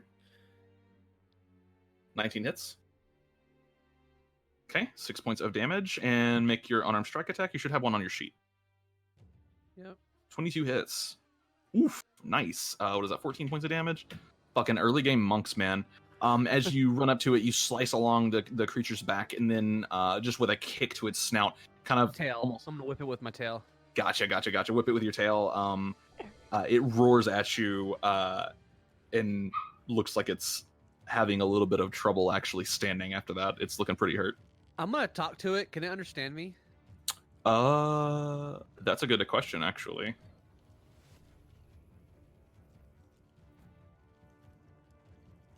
You can try. Okay. I see we are the same species, but are you smart enough to run away? Give me an intimidation check. Just ignore this roll. I'm making sure. Okay, I fixed it. Okay. Well, It kind of cows for a moment and drops its head down. You know, like a dog's done when it gets in trouble, yeah. and starts to slowly back away from you. Good boy. Okay. Ashelia, it's now your turn. I am going to pull my rapier out and at the same time activate Blade Song. Okay, you start singing. How does your blade song? What is your blade song like? What designates that it's active? What genre is it? God damn it! Is it pop? I'm kidding. Fucking heavy metal just starts playing around her. It's baby metal. Yes. Yes. Give me chocolate. God damn it! Good reference. Excellent. All right. I don't even know. I didn't think about that. Yeah, if there's anything that like denotes that as active, you can think longer on it. For now, you activate your blade song, pull out your rapier. That's your bonus action. What else are you doing? And then I'm going to move towards. Are we using flanking? Yes, as long as you're on directly opposite sides, and only one person can benefit at a time. All right, I'm just gonna because I get an extra. You get an extra 10 feet of movement. Yeah. Yep. Blade song OP. Oh. That's the wrong. There we go. And That's my what I bird wanted is to do the currently first threatening it. Yep. And I'm going to attack him from behind. Okay, go ahead. 11 does not hit, unfortunately. As you go to attack, and you're not finding any kind of like any gaps in the armor or anything like that. Alright, that's my turn. Okay. Can you mark yourself? Can you pick an icon to mark yourself with when your blade song is active? Yeah. Okay. Cool. It is now this Drake's turn. It is going to attempt to flee. It watches you for a moment. and then it starts to flee out kind of this side area. 5, 10, 15, 20, 25, 30. Do you take an attack of opportunity? Yeah. You don't have to, but you can if you want. I'm gonna do it. Can I do an unarmed strike? You can. I'm gonna whip it. I'm gonna try to whip it with my tail as it leaves. Okay. 20's gonna hit. Roll damage. 4 points of damage. It still struggles away. However, you can tell it's very hurt right now. You've broken something somewhere. Alright. And it runs. It fucking gets out of there. And it is peace out, dude. It's gone. This guy is going to run up and let's see. Flank he's the gonna flanker? 5, 10, 15. Yeah.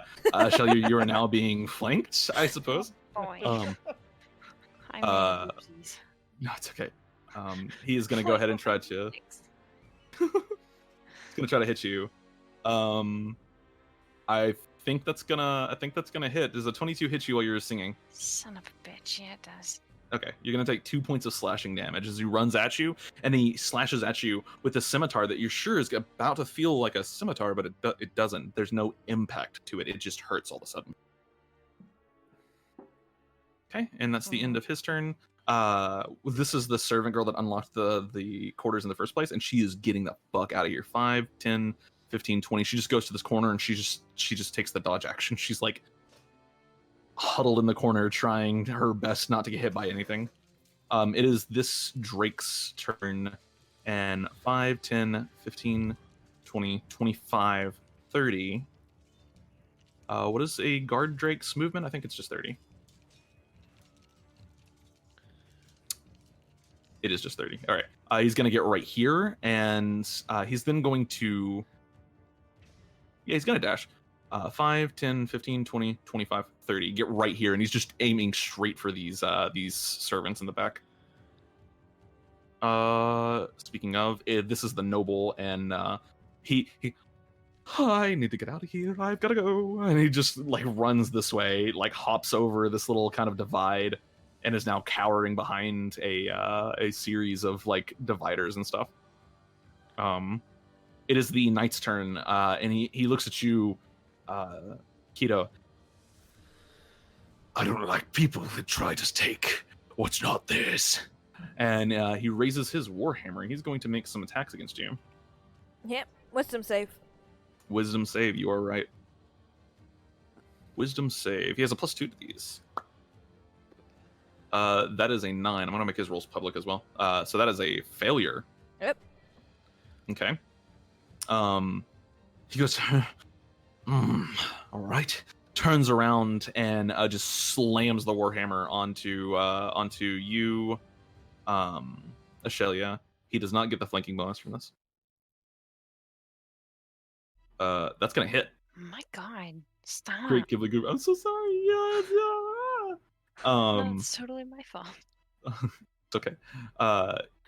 He is using this two-handed as well, so that's 16 points of damage to you. Yikes. Yep. And that is the end of his turn. That Zara, would it's have not your knocked me unconscious. turn. Yeah, I mean, you're pretty squishy. Yeah, Zara looks to the cube. What happened to the breadcrumbs? The breadcrumbs are currently following you. You have like this little trail of breadcrumbs, like a tornado of breadcrumbs at your feet right now. Not just they're mostly cake crumbs, but and they're slowly starting to form a line out of here, leading to the very back of this room, all the way. Move this all the way back in this direction.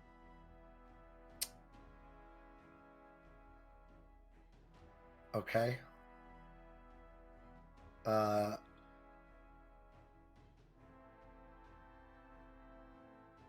She looks to the cube. Do I help? And she says that in deep speech, by the way. Okay. The cube, you feel it vibrate for a second before you feel a moment of uncertainty and then affirmation. All right. Just gonna hesitantly start to like draw some shadowy power from the cube, and I'm going to cast. Let me make sure this is a bonus action. It is, yeah. I'm gonna cast Hex. Okay, who are you targeting? Him. Okay. He is now Hex. Let me mark him. And I choose Strength for his ability checks. Okay, gotcha. Do I have Um, anything that does that? I'll put that there. And then using what's left over from the energy, she fires Eldritch Blast out of her fingertips. Okay, you fire the Eldritch Blast, and you watch this kind of trail of shadow become a tentacle in the air that's now like aiming for his head. Go ahead and roll an attack. That Oh shit! isn't set to an attack. Big fucking That repeat. feels bad. Roll just a intelligence check, adding your spell. Wall. That's gonna hit. Is it Roll me a 1d10 right now? Yeah. 1d10 for now, unless you've taken Agonizing Blast. I have not. Okay, so just 1d10 for now. Okay, 3 points of damage as Plus mhm. Hex. Right, Hex. Oof. Oof. 4 points of damage as the tentacle kind of wraps around him and starts choking him. He grabs it and rips it off of me. The fuck is this? And it just dissolves into shadow in his hand. All right, and that is going to be, I think, the end of your turn unless you're moving. Yeah. How tall is that divide? Only about 5 feet. It's like a step up. Cool. I'm gonna go hide over there. Okay, all right, you go hide over there. You like get up onto the step, and there's like this divider thing. It looks like a table, but it's like a table that's very tall. It's a very tall table. And kind of hide behind it. The other noble looks at you. I think we're gonna die. And it's now this commoner's turn. This commoner is freaking the fuck out at the guard drake. As a note, she also pulls out a cupcake and starts nibbling on it. Okay, you're just like cramming this cupcake just on. All right, this commoner is. Let's see if they're smart enough. Let's see. It's their servant. Let's see if they're bright enough. They are. The servant looks to Ronan and just, hey, can you like help me, dude? And they grab like some debris off the ground and they're now like trying to use it as a shield. It's this cultist's turn. This cultist looks at you and, what'd you do to my dragon? And just starts sprinting at you. They are going to make an attack against you. 17 to hit. 2 points of slashing damage. As the scimitar just almost seems to pass through you. There's no impact, but you still bleed nonetheless. And Well, it takes a long time when you're down here. Okay. Question. How big that dragon guard drake thing? Like, how big are they? About as big as a Saint Bernard. Cool. All right. Yeah. Yeah, I'm gonna step right here, and can I like wrap my arms around him and try to like suplex him backwards? You sure can. That would be an athletics check for me. Yeah, heck yeah, it would be. All right. Janky for Fucking hell! I hate this game already. No. Are No! you kidding me? Let's see. See if we can fell it. No. You go to move it out of the way, and the guard drake is just like running, and you go to move it, and you can't quite get a good grip on it. Do you have any bonus actions? Cry in a corner. I'm gonna use the rest. That's actually an action. I'm so sorry.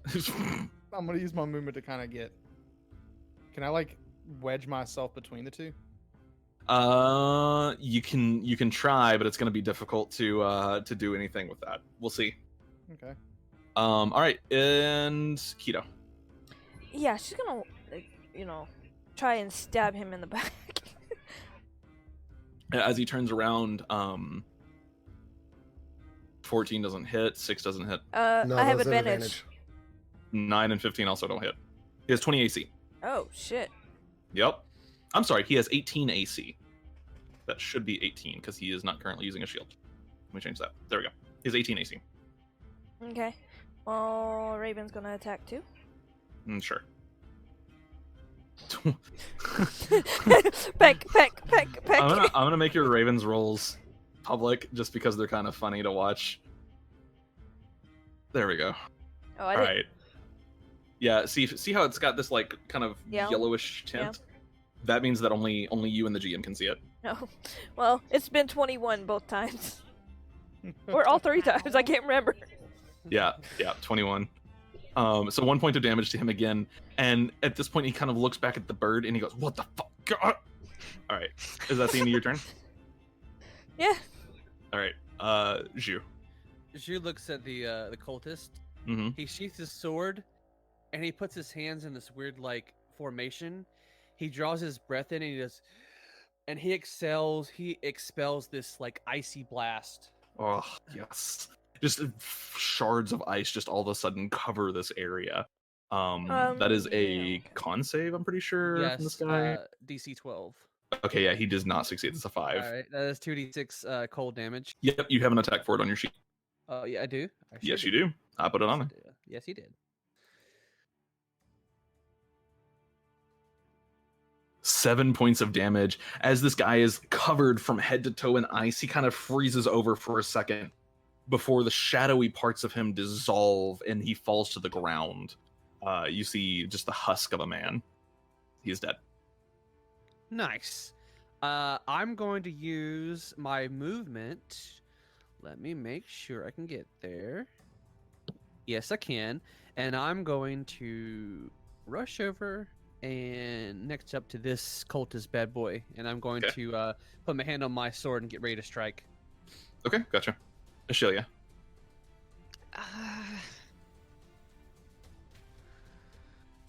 What would I do?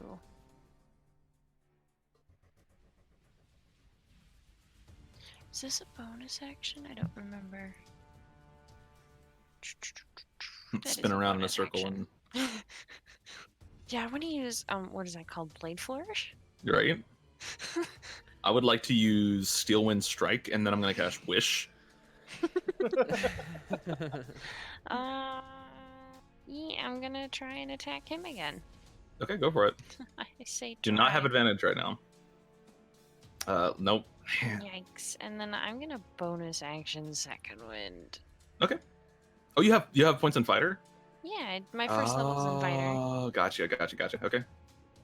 Second wind, 5 health back to you. Thanks, Dad. Yikes! Okay, cool. Thanks. It is now this guy's turn. The shadowy knight individual.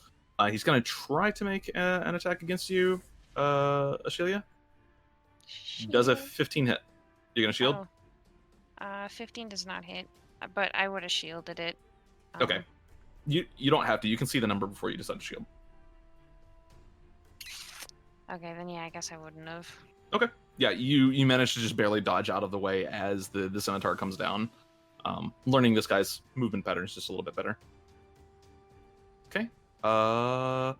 This person is going to this is the servant girl. She's not having any of this shit. Let's see if she's smart enough. She's not. She's kind of dumb. 5, 10, 15, 20, 25, 30.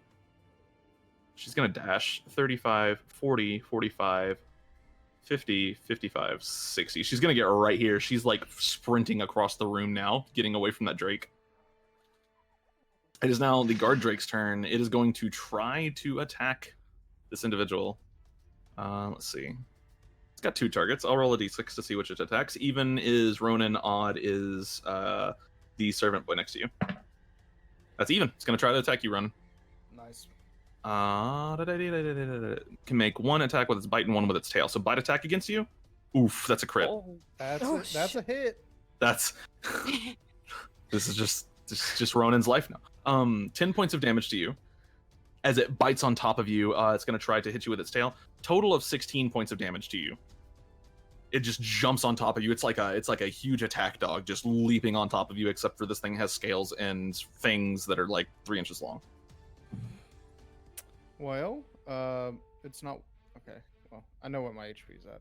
Okay. So, Gotcha. hold on, wait. Mm-hmm. Sorry, I was doing the wrong thing. Okay, we're good. You're good. All right. And that is going to end the guard Drake's turn. It is now the noble's turn. The noble like looks at Zara and says, "Are you eating right now? The fuck? What is wrong?" Shh.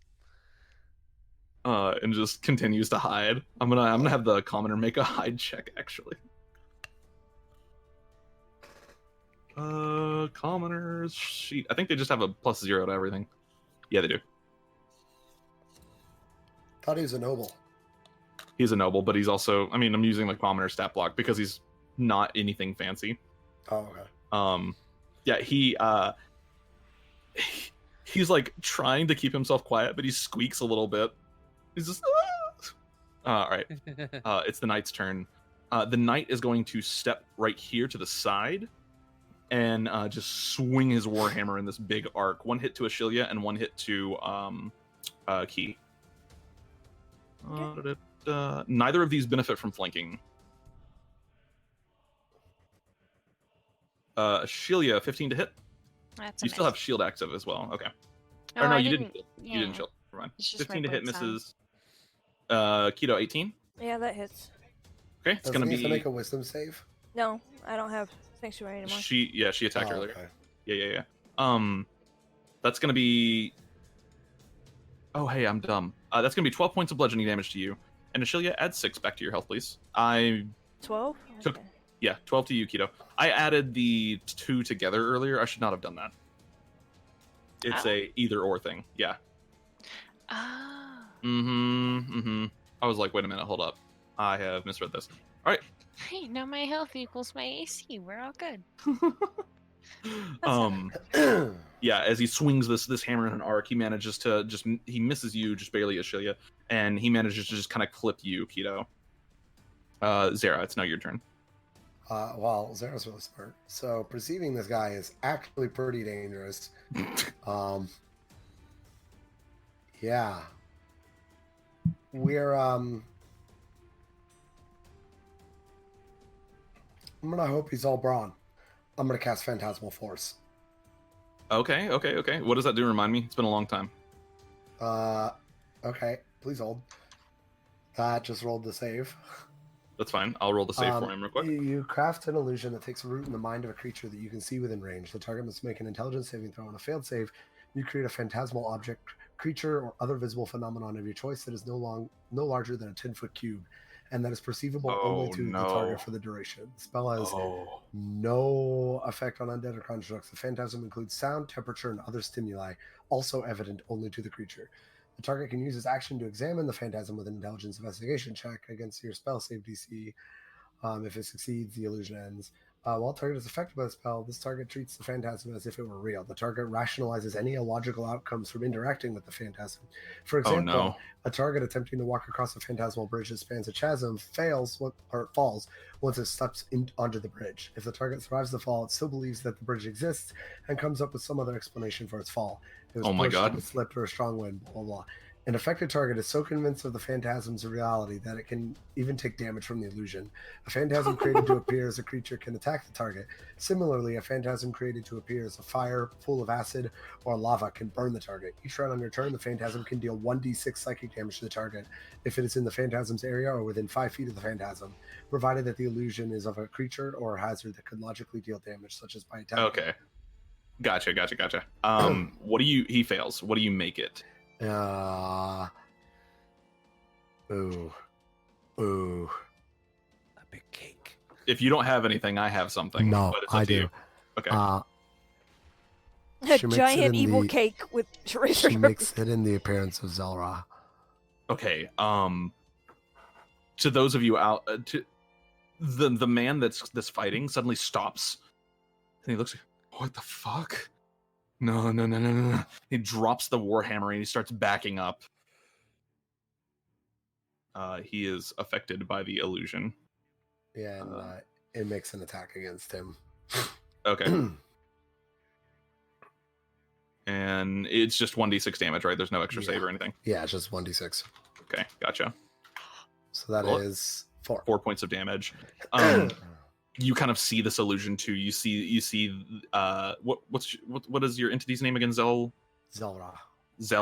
You see Zelra appear, and like you kind of can understand what Zelra looks like. I cannot physically describe Zelra, but you see one of its tentacles slam into him, and he actually stumbles backwards and kind of falls on the ground for a minute. drops his warhammer and takes 4 points of damage. And you feel it is delighted. Oh, don't forget to add narcotic damage. Hexed. No, Hex dropped because it's concentration. Oh, yeah, okay. Hex is dropped. Yep. Also, the strength icon. Yep. And it is now this commoner's turn. The servant boy looks at Ronan and is, shit, man, and is going to disengage and 5, 10, 15, 20, 25, 30, and get right here and go, thank you. Ronan, it's your turn. Yeah. Let's we're gonna booming blade. Ooh, okay. So the way Booming Blade works, pre-level 5, the hit itself won't do extra damage. It's just your normal attack damage. So make an attack with your Warhammer for me. Okie dokie. Dude, my rolls are so fucking bad. I hate my life. I'm so sorry. As you go to strike with the Warhammer, it just doesn't hit. This thing has 14 AC for what it's worth. I'm so sorry. Use my second wind. Okay, roll a d10 and then add your fighter level. Go ahead and roll me like 5 more strength checks just to clear it out, get it out of your system. So Don't plus, worry, the heal was pretty high. Plus your fighter level. Yeah, so 3. Plus 11. Yeah. Well, total 11 health back to you. Yeah. Yeah. So you're already level 11? What the fuck? What has happened here? Keto, it's now your turn. Wow, I really am rolling bad. Listen, I told you, just get it out of your system now. Yeah. Keto, it's your turn. Yeah, Keto's gonna move here and start attacking him. Okay. Both of those will hit. 18 AC on the dot. Yep, and plus 3 radiant damage if he can take it. He can take radiant damage. What's the radiant from? Oh, that's right, from your thingy majigger. All right, so that's 12 points of damage as both of the daggers kind of sink into him, and he almost seems to ignore them. He is so preoccupied with something that's in this general area, and you can't even see it. You're not even sure what's going on. Not sure? Don't care. Kill him. Oh, Yep. shit. You do see that his eye... I know what's happening. I know where all my rolls are. The Raven has stolen Jordan's luck. Wow. 2 points of damage from the Raven. All right. Yeah. So you do see that his eyes, this man's eyes, have gone from like this bright blue to they're completely black right now. Zhu, it's now your turn. All right. This cult boy, we're gonna give him a stabby stab. All right. Okay, 19 will hit. 4 points of damage. And then we're going to do a tail sweep. Okay. That's going to hit. 8 points of damage. And as you kind of have this arcing slice at the same time as a tail sweep, he kind of almost falls onto your sword, and he is vanquished. No more. Nice. And then I'm going to move right over here. Okay. Next to this big boy, and I'm gonna get ready to fight him too. Okay, gotcha. Ashelia. Fucking, I just want to hit something. I want to feel useful, man. Fucking. I feel like Jordan says that's a mood. I didn't hear what you said, but it's mood, whatever it is. She said, I just want to hit something and feel useful. Oh.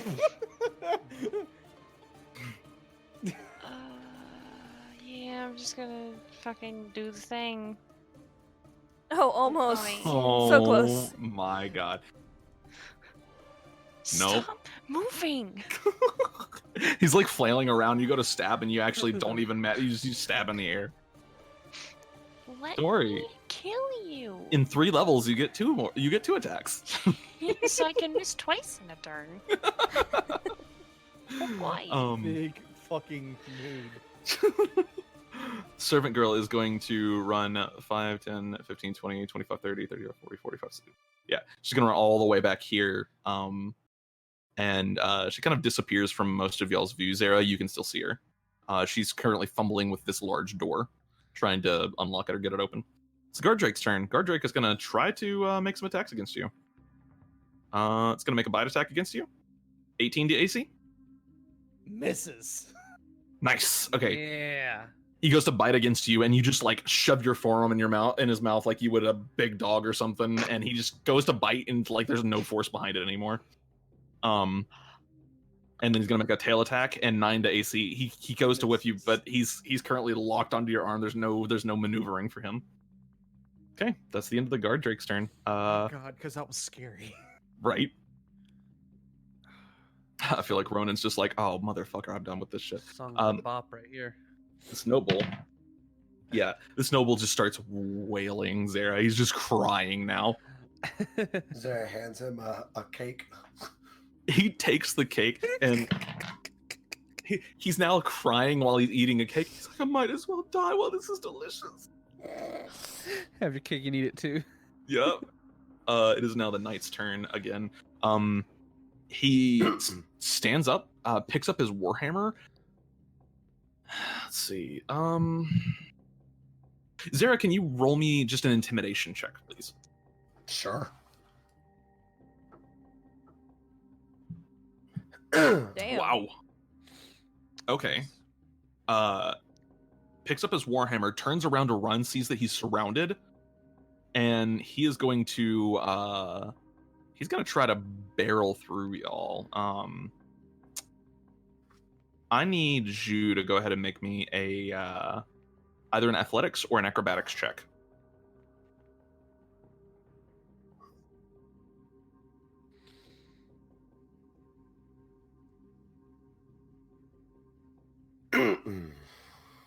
Ju?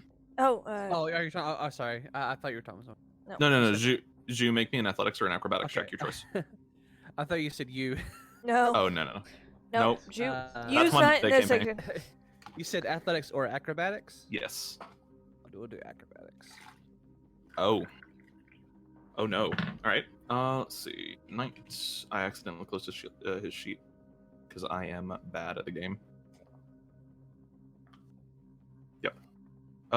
Yeah. He goes to run, and you just kind of catch his arm, and he can't get past you. Looks back and forth, and he's just gonna make one big attack against you. All right. Two-handed, 22 to hit. That definitely hits. 12 points of bludgeoning damage to you. Alrighty. Yeah, Warhammer just sinks hard. He fucking hits hard. Yeah. And he's now freaking out. And he's like, you gotta run. You can let me through. Oh, so now you want to run? He has lost his fucking mind. Xera. As a note, Xera, the way she would have casted that spell is like she would have taken the box and like blown like across the top of it to create the image. Gotcha. And then she takes the top of the box with like pulling out these like shadowy tendrils and cast Eldritch Blast at him. No, sorry, at the Drake. At the Drake? Okay. Yeah. Gotcha. Go ahead and roll an attack, please. 23 is gonna hit. Roll damage. And 7 points of damage. Drake is a pretty big, healthy boy. He kind of shrugs off the attack, but he does look in your direction. She ducks back down. Also, the guy, the paladin guy, the guy with the warhammer, takes 1d6 psychic damage because he's near the thing. So, God, and he can't get away either. Nope. Yep. 3. All right, 3 points of psychic damage, and he is just screaming and wailing. He is frightened of something that none of you can see except for Xera. As you're doing this, the servant boy like is going to run over to you to be next to you, and he watches you. He looks at the shadows, like, oh, now fuck this man, and he just starts fleeing in a different direction. 5, 10, 20, 25. He gets next to the noble. The noble's crying, and the servant boy, shut the. Ronan, it's your turn. As a note, I am right here. I just moved myself over here so that I could see because I'm popping my head up. Gotcha. We're gonna booming blade again. Nope. Oh no. Oh, that I didn't realize that was cut off with the dynamic lighting. There you go. There you go. It also is here too. What is going on, Jordan? You're gonna get your comeuppance one day. There's gonna be a lich. It's literally a repeat of League earlier. Oh This my is god, just I'm my so life sorry. now. I am Orn top lane. Rolling natural ones against the Teemo. Oh, those are the good days. You go to hit it, and the Drake, the Drake actually just kind of takes the attack and is just shrugging it off. I am going to Cry. out of just sheer like frustration and also hoping this might work. Sure. I'm gonna drop my appearance and go to what I actually look like and see, maybe get scared. Okay. Sure. I can't change your token right now, but that's fine. You drop the human form or the elven form, and the gray skin comes out, and the bulky muscles and the big massive hair and beard Grow show 3 feet in size. Right. Yeah, grow 3 feet in size. And you feel as if the Drake may answer some questions the Drake has about the size of the forearm that it just bit into. Yeah, sure. Go roll me an intimidation check. Okay. All right, let's see. 10. All right. Could Let's still see what we work. got. Let's see what we got here. All right.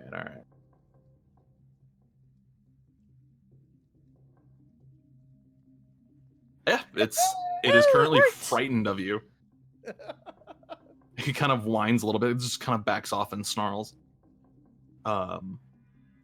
Keto, Yes. your turn. Okay. Yeah, I'm going to go here since he's facing there, and I'm going to start Mhm. attacking him from behind. Okay, gotcha. And I get advantage, and the 20 You hits. have one of them. Yep. And the 20 then hits. +3 Okay. as well for radiant damage. For radiant damage, got it. 6 points of damage in total. And I don't think she gets advantage too since she's behind him. Only so it's 18. only one person can benefit at a time from flanking. Yeah. So. All right.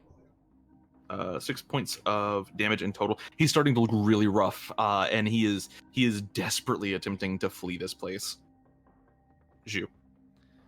Zhu is he's kind of hurt. Like you don't see it, but he's really trying hard not to show that he's hurt. Gotcha. But he's going to continue to attack this man. Sure. It's a 15. Believe I have advantage because she's flanking.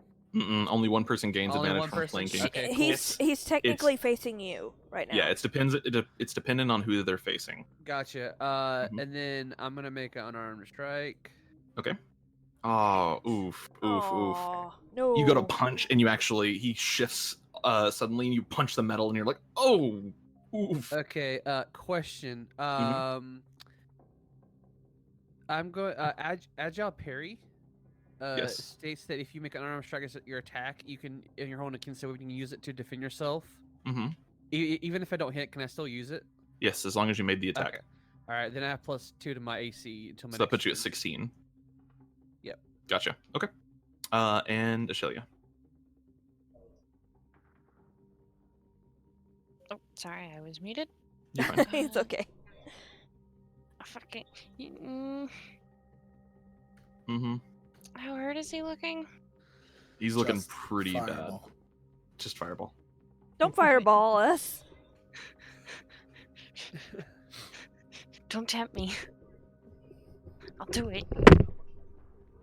I swear to God, I'm gonna kill this mic. It flipped up for the umpteenth time by accident. Fuck it. It can't miss for like the 7th time, can it? 1,000 years later. Oh, yeah, you can. That's what I say every time I enhance on BTO. Alright. I'm not even gonna say anything. Moving on. The servant girl manages to get the lock open on this big door.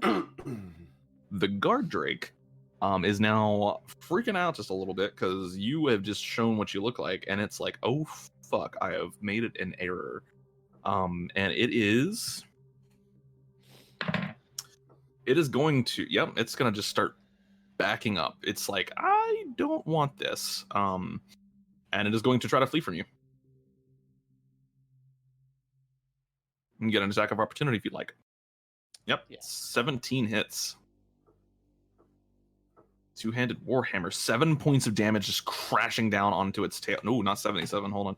7 points of damage, crashes down 77. onto its tail. Is Warhammer? Oh yeah, Warhammer is just okay. Yeah. Okay, gotcha. As it runs away, it's now headed towards the other group. Its morale seems to have broken somewhat. And this guy is still crying and eating cake. And the knight is going to try to get the fuck out of here again. Let's see here. Yeah, he is going to swing his warhammer. He is going to make. There's 4 of you. 1, 2, 3, 4. Okay, he's going to swing it at. Cool. He's going to swing one at Keto, and he's going to swing one at Zelra.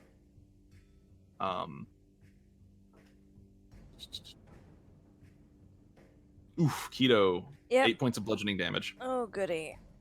Zelra, 7 points of bludgeoning damage, except when he hits, you watch him just swing the warhammer through the air, and he goes, fuck, I missed.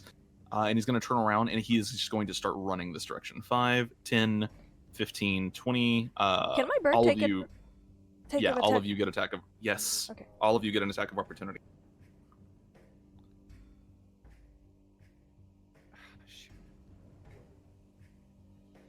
The 18 hits.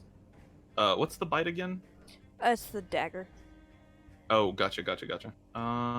They're literally daggers. Bite it is dagger. Do you have a... Yeah, the 18 hits. Okay, 6 points of damage.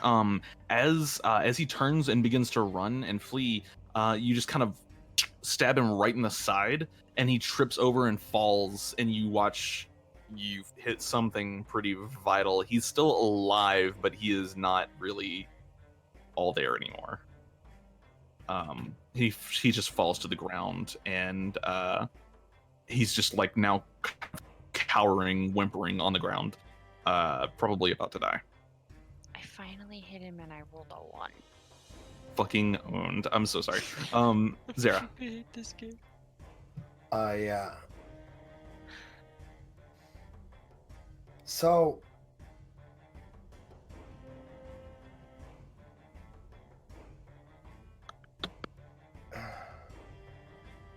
it doesn't say whether or not I can move the creature.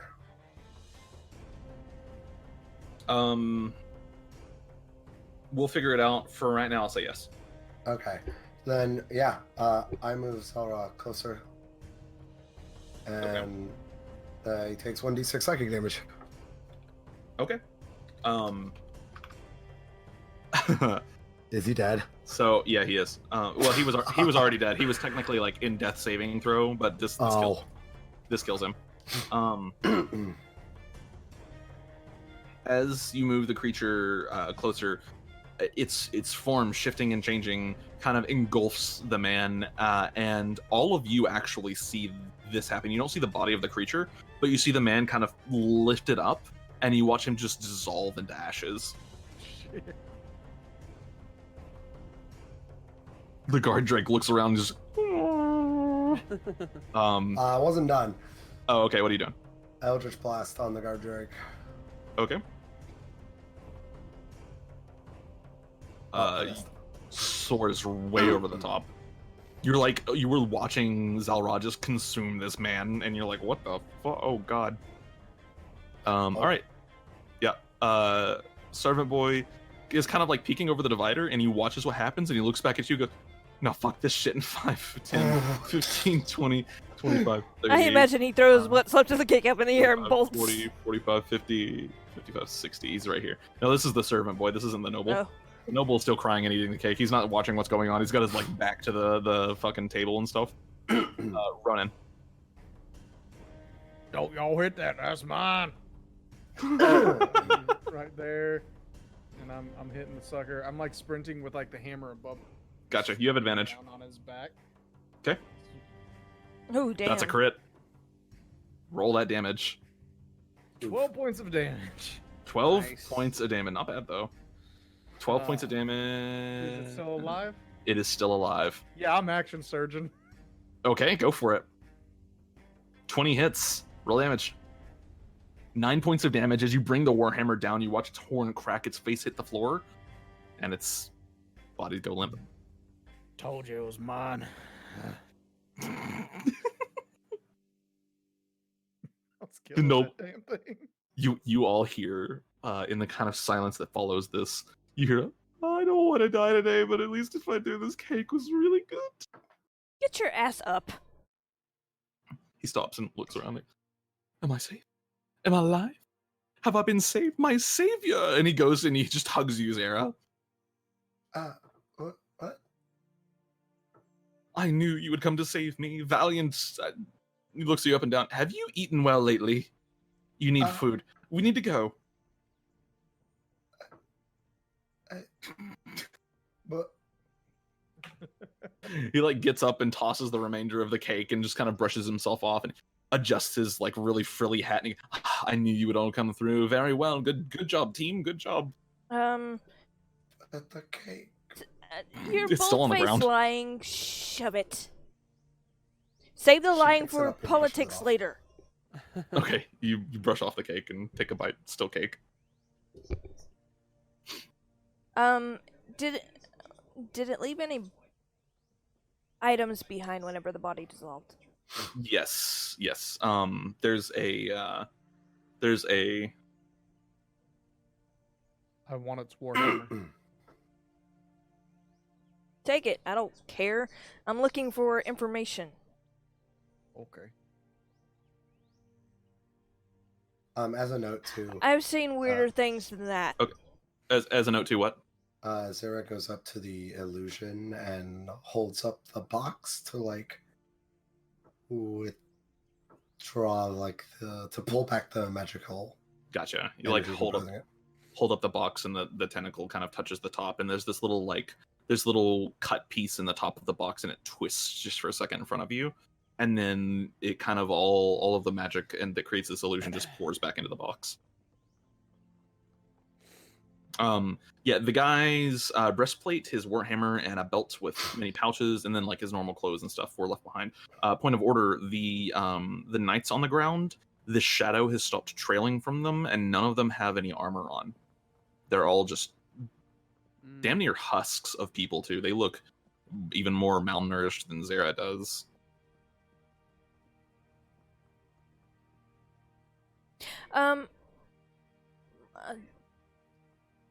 The noble that we saved. Is she still here, or did she get cut down too? The only 3 people that made it to this room with you, you don't know the fate of anyone else, but the 3 people that made it to this room with you are still here. Pretty sure we freed. What's her You face? did, but she kept fighting. Oh. Yeah. Oh, great. You're talking about Resh. Yes. Fresh. Let me see. Oh no. Yes, Resh survived. Resh, a few moments later, you're like looking around for Resh, and you see her standing in the doorway, just kind of cowering. You don't know how long she's been there. Cough. Well, that's one way. She doesn't actually think about it. The wings just disappear. Resh is still cowering, and she looks over at Zara for a minute, and then looks back at all of you. Can we go? That way's the exit. Okay. Zara pulls out one of the cake fingernails. She just stares at you horrified, like you just pulled out a human skull, and then runs.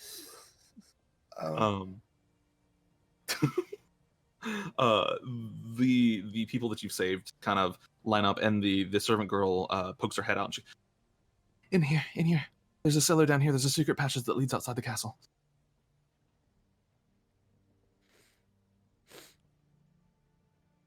You follow her through.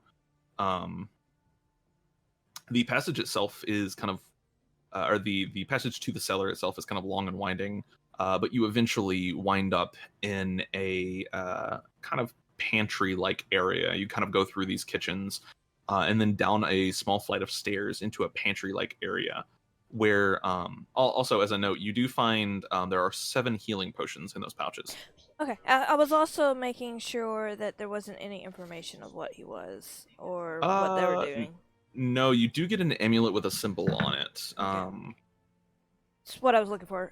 Shred of information, shit like that. I'm just gonna mark it as that for now.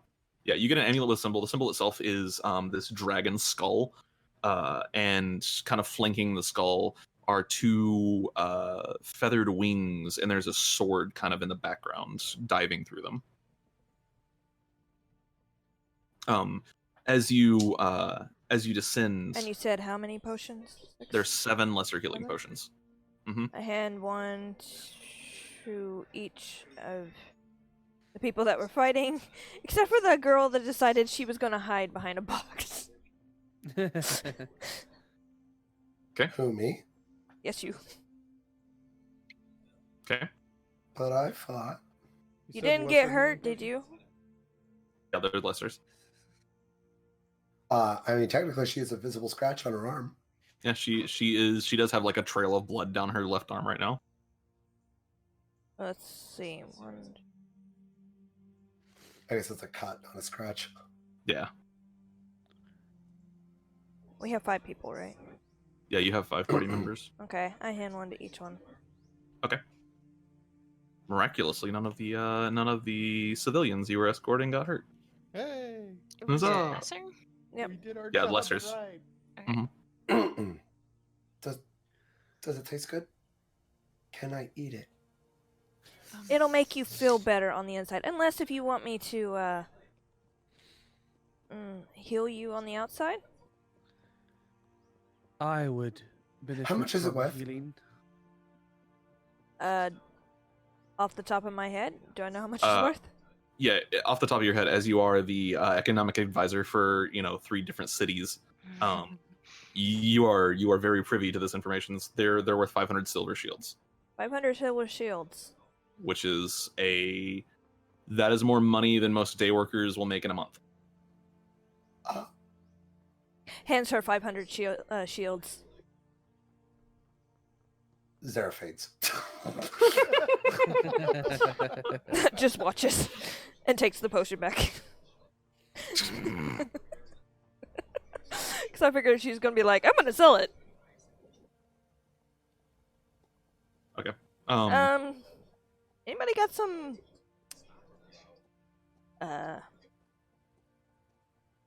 buff? Carry her and her Huh? heavy sacks of food. Yeah, I'll take it. She does wake up after a few moments. I place my hand on Jin, right? Did I say that right? Zhu. And do healing hands. Okay. So what is that? Just 3 points? Yep. Okay. 3 points of health to use you. All right. I bow to her. I say, let's get moving. For And- reference, you just doubled Zara's money. Mm-hmm. Her entire life savings. Enjoy the money. It's okay. What do you do when one of your party members is the elite rich? What the fuck? Do you eat them too? We have to. These are the hard questions. No, it just means they get better meals.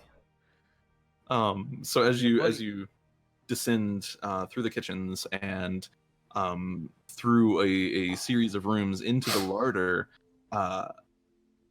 you go down a series of steps and you notice the temperature kind of drops. You hear rushing water, and the servant girl explains that this is kind of like a cooler area where they store stuff that needs to be cold, and that they have an escape tunnel kind of dug into the palace here, or the keep. Oh, excuse me. Goodness gracious, heartburn. As you descend the stairs, You think you'd add, I don't know, a few more extra escape tunnels because of that little incident back there? Just an idea not- if you live and you start I'm not a working s- here again. I'm not a construction worker. I don't make plans. I serve food. She guides you down these set of stairs, where the smell of charred flesh hits you like a tank. And you see entering into this kind of area, coming down the stairs, a hunched over figure, about the same size, a little bit larger than the guard drakes that you've just encountered, hunched over this body that is currently just smoldering and just munching into it ravenously, and it looks up at you, two smoldering eyes set in scales that look like a mixture, like they look like hot coals, and it growls this low guttural growl.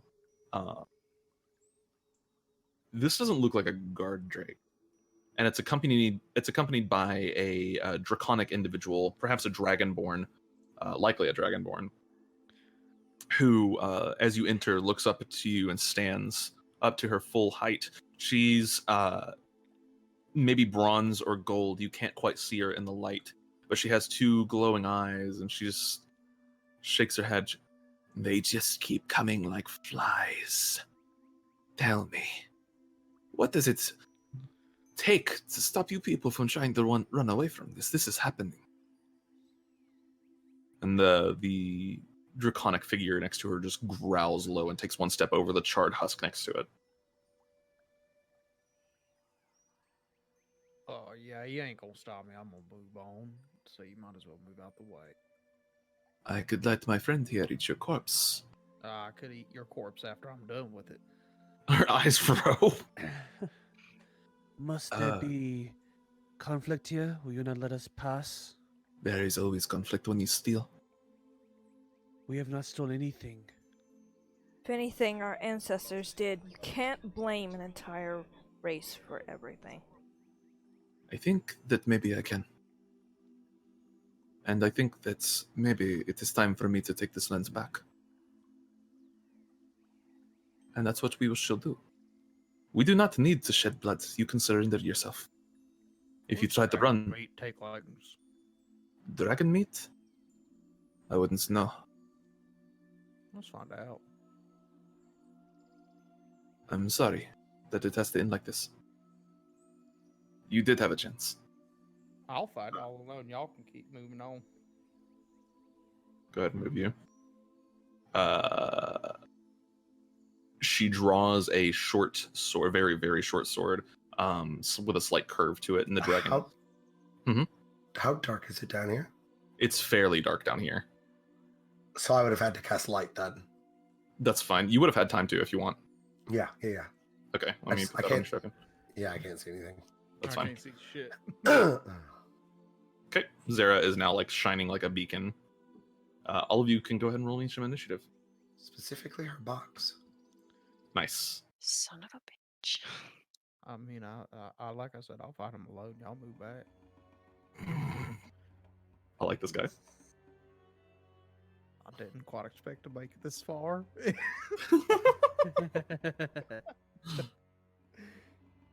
Let me make their roles public. It defaults to private roles, so Boo. Not boo. yeah.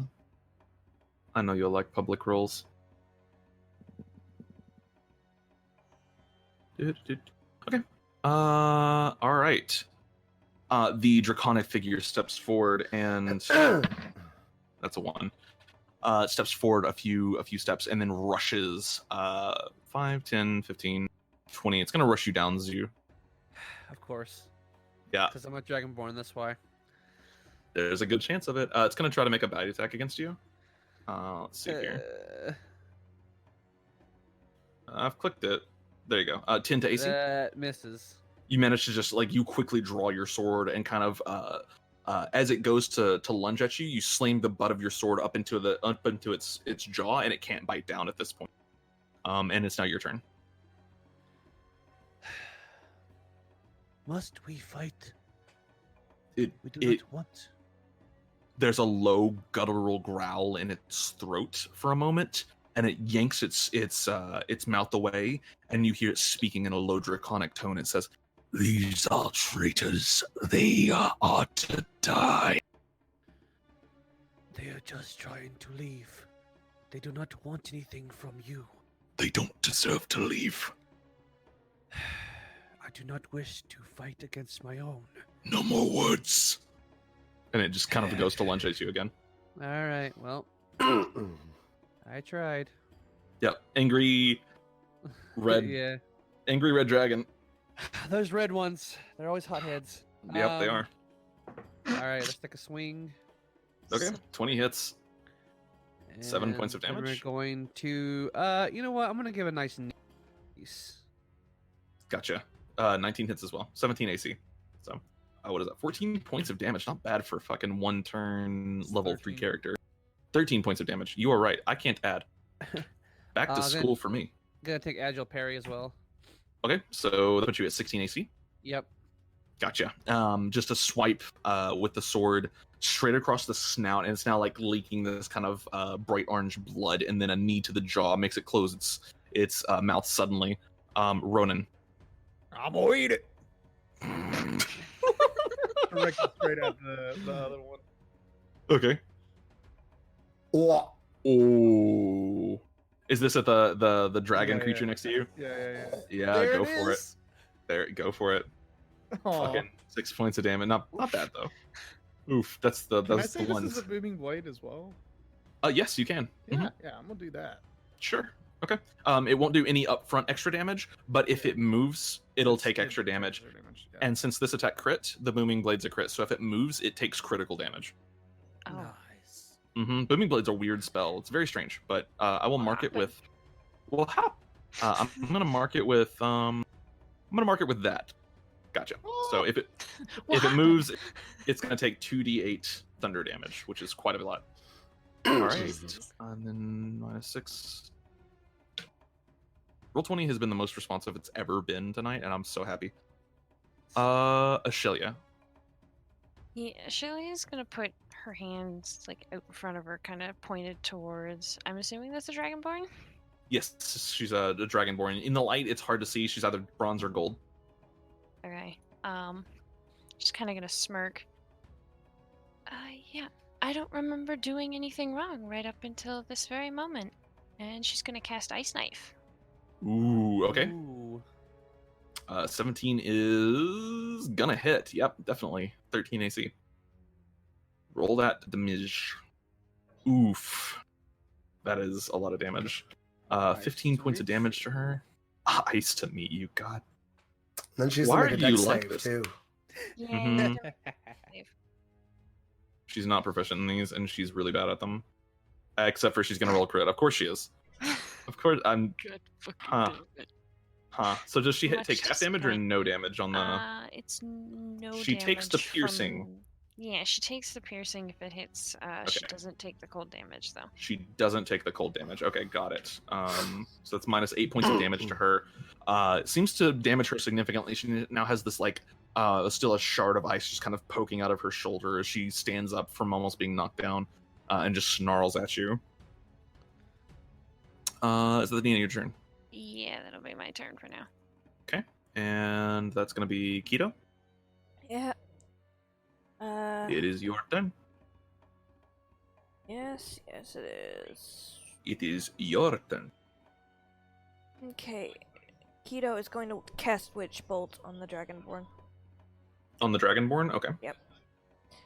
1 second. Alright.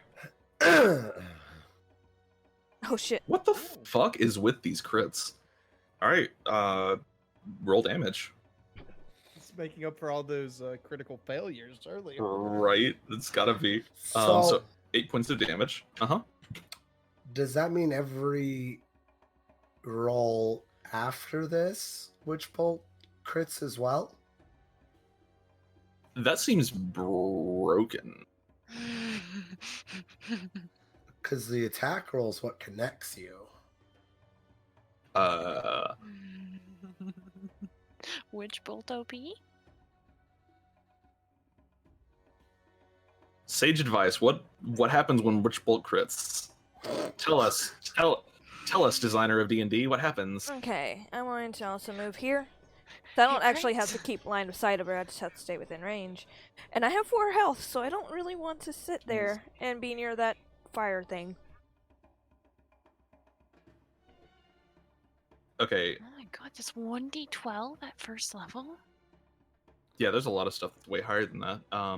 Sure. So Jeremy Crawford implies that it doesn't, but also kind of says it implies at the same time that it's kind of fiat. Somebody roll me a d6, even yes, odd no. I got you. Oh, okay. Okay, no, the successive hits will just do 1d12. So, Aw. but that first hit does crit.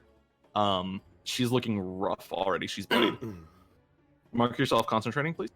It actually says it's not concentration, but okay. Witch bolt is definitely concentration. Yeah, it's concentration. Yeah.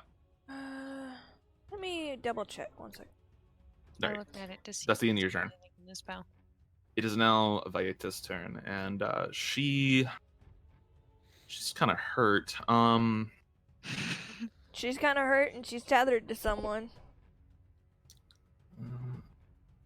Can people see that tether? Yes, it's described as a blue lightning tether. You But can it- never hide from that person Yeah, it's Sure. or anyone. purple. But if they move 30 feet away, more than 30 feet away, they break the tether. Yeah, but not everybody knows that. She's gonna do this. She's gonna run forward 5, 10. She's gonna run right here. She's going to take out No. her dagger, and she kind of just runs the dagger along her thumb, and you see blood drops hit the floor, and where they hit the floor, you watch shadows kind of expand out of them. The shadows have the color, or not the color, but the shape of winged humanoids, and they begin circling around her in this kind of large area. Let me go ahead and mark it.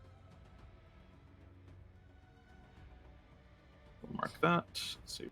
Wait, okay, that doesn't let people see it. Advanced. Jiminy Christmas, it's There a you go. cleric. She's gonna take another step forward, and you watch these shadows just start swirling around the room. Did she just cast Guardian Spirit? She Spirit just Guardians. Spirit Guardians. Yeah. Yep. Can she move All that? right. Yeah, she can. Because Why I'm couldn't she? technically large now, right? No. Your Okay. your size is treated as large, but you are a medium creature. Okay, just making sure. Yeah. As a note, you all notice that he is no longer looking like a fair-skinned elf with a rocking beard. Instead, he is now an 8-foot-tall giant of a humanoid with gray skin and green hair and a huge beard. Like his beard before was good, but now is damn. Nice. She steps up to you and I will rest easy knowing that you are dead and that I have done my part. Same. Yeah. So, can you tell me what dragon meat tastes like again? And Zara, it's now your turn. Yeesh. All right. Rude.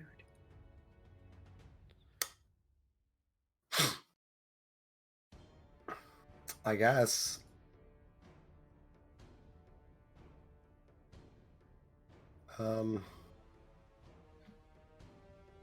Is there any other way out of here? There's back up the stairs, but looking around, make a perception check.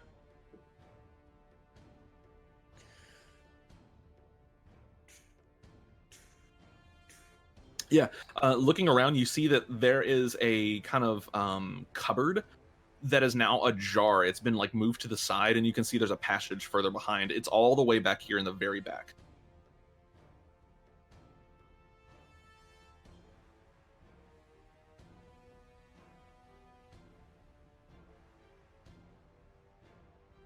You're muted, Ara. GG. Am I still getting that like affirmation of help? Yes, but you're also getting a curiosity. Zelra is taking a very particular interest in that draconic creature. The dragon or the humanoid? The dragon itself.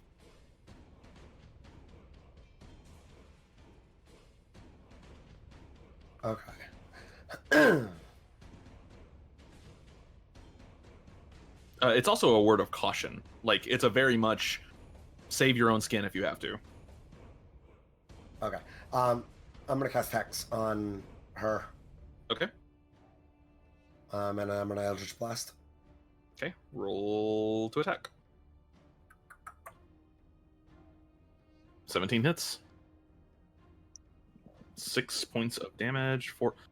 Oh, thank God. This is just enough to kill her. She steps up. She right in the middle of the sentence. She's responding to the "What's the dragon meat taste like?" You can only find out after you're. And she just fucking gets hit in the face with this huge tentacle that wraps around, and you just watch her neck twist, and she falls to the ground. And you watch this kind of dark curse, this mark that appears at spread first on her cheek, spread throughout the entire body, and she basically looks like she's been mummified. She's been drained of her essence. All the shadows fucking disappear. Sheesh. It's the little And dude's with turn. that, and it breaks. And I know she's dead. Yes. That's a 4. Does not get that back. Is going to growl, look to its dead partner.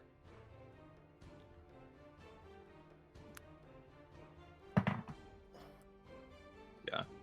Howls, and it's going to make another bite attack at you, Zhu. Nice.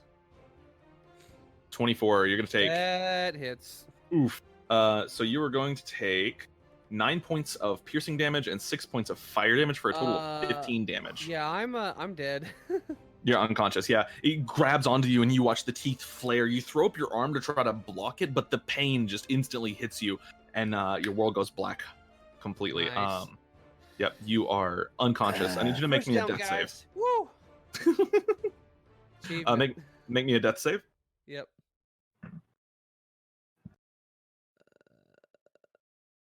It's about this time as well as Zara. Wow. Nice. You are back. You fall to the ground for a moment, fall to one knee, and then take a breath and stand right back up. You're at 1 hit point. Nice. Wow. That's badass as fuck. He still gets his turn too. Yeah, you do actually. Holy shit. So yeah, you get your turn. Well, gonna tit for tat there, and I'm going to slice and punch. Great. 12 does not hit. 17 AC. All right. 14 And- also doesn't hit. Well, Kind of shaken from suddenly Yeah. just that Yeah. that intense pain. You're unable to strike it. still gonna oops, have hold on. agile parry on that. Okay, gotcha. So 16 AC. Ronan, it's your turn. Yeah. Let's hit the motherfucker. Yeah, sound good. Okay. Yeah, sound pretty good to me. Yes. 24 hits. Fuck him up. Fuck 'em up. 6. Hey, that is going to be 6 points of damage. Anything else on your turn? No. Unless you let me throw an axe at it, but I don't. I think No, that's an no. action. Yeah, it's part of the attack action. That's level 5. All right, you slam the warhammer down on it. It is looking rough. It is a resilient creature, however, so it is very much still in fighting shape. Note at the top of this turn right here, Zara, you start hearing something concerning, and your servant friends are in this room as well. I just don't have them on the map. You start hearing something kind of concerning, and it's the marching of footsteps. Oh boy. Ashelia, it's now your turn. We should go. Oh no. Oh no. No, please. I don't know what that is, but I don't want. Would I be able to this I'm assuming that's a pillar. Yeah, it's a big stone pillar. Would I be You're- able to like jump onto that and use it to push Oh no, off? these are like support pillars. There's no top of it. You could Yeah, but like kind of like push off of it to get more momentum towards the yeah, sure. Why not? Okay. Would that put me like here or on the other side of it? I would say you could aim either way. Okay, I'll probably end up here then. Okay. Where did my rapier go? 24 hits. Oof. That's a pretty hard rapier hit there. 10 points of piercing damage as you manage to just stab right up into its like hindquarters, basically. Alright. That will be my turn. Okay. Keto, it's now your turn. Yep, Keto's gonna run over here. Uh-huh. Whip around and cast Eldritch Blast on the Drake thing. Okay. What? I thought you were a bard. I'm a warlock bard, bitch. She's something. She's a war bard. Yeah, exactly. She's bard lock. All right. 20 is gonna hit. Have you ever seen Eve not multi-class? That's fair. I like multi-classing, thank you. I do too, but also don't. 6 points of damage as the Spirit Guardians' concentration. Once she died, Spirit Guardians. No, Yep. I know. I make joke. Gotcha. 6 points of damage as the Eldritch Blast hits. DM, I use Spirit Guardians. Players, nope, your PC's dead. Every time you use Spirit Guardians, we fucking murder it. It's Nope. because that's the correct response to somebody casting Spirit Guardians. All right, Keto, are you using it? Are you using any more movement or anything? No. Gotcha. Which way are the footsteps coming? Yeah, you can hear them at this point too. They're coming from above right now, from kind of the way you just came. Which way do we go after this? I asked the servants. The servant girl kind of points to the very back. It's right back there, past There? that thing. Okay. Yeah.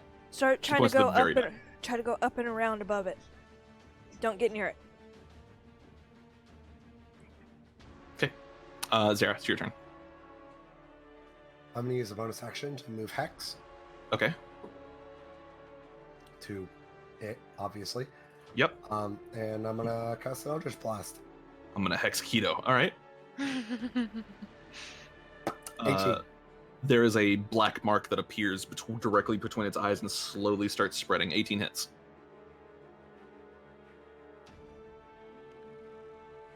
Ooh.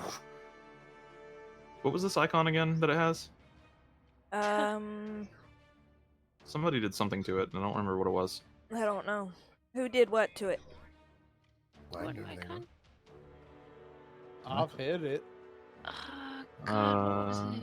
I don't remember anymore. All right. Anyway, fucking 14 points of damage. Not bad. It is definitely looking rough, and it is in fighting spirit right now. I am going to move up and around over here. What Okay. was it? All right. It's the creature's turn. It's very upset right now. Roll the And dice. you watch it. Its throat kind of starts glowing red for a minute, and it is breathing a 15-foot cone of flames. Oh god, please don't hit me. That Oh was thank why I god. moved. It's Okay. hitting. It'll hit Zhu, and it'll hit Ronan. I need you both to make me I'm dexterity 4 saving health, throws. so it doesn't matter if I saved or not. Dexterity saving throw. Dexterity save. Wall jumping I'm saved my life. proficient at this. Yeah. If you were a higher level, you could survive this. Okay. Well, All right. All right. So dexterity Nice. saving throw from Ronan. 17 succeeds, so you'll take half damage for this. It's alright, just I'm roll another also, natural 20. Another natural 20. Huh, funny. You're also what? Never mind. Sorry. Okay, gotcha. I read something over wrong. Yeah. So that is 24 points of damage, which is halved for you, Ronan, to 12. And you are unconscious. Yep. This dragon does not like you, and that is the end of the dragon's turn. So adjusting the health totals on my token just isn't working. Just so you know, that's why I was confused. Yeah. You know the health is on the blue and not the green, right? Yeah, I know. Okay. I've checked both of them. So, Okay. so what's your current HP? 23. So mine. You said it's 12, so I'm at 11.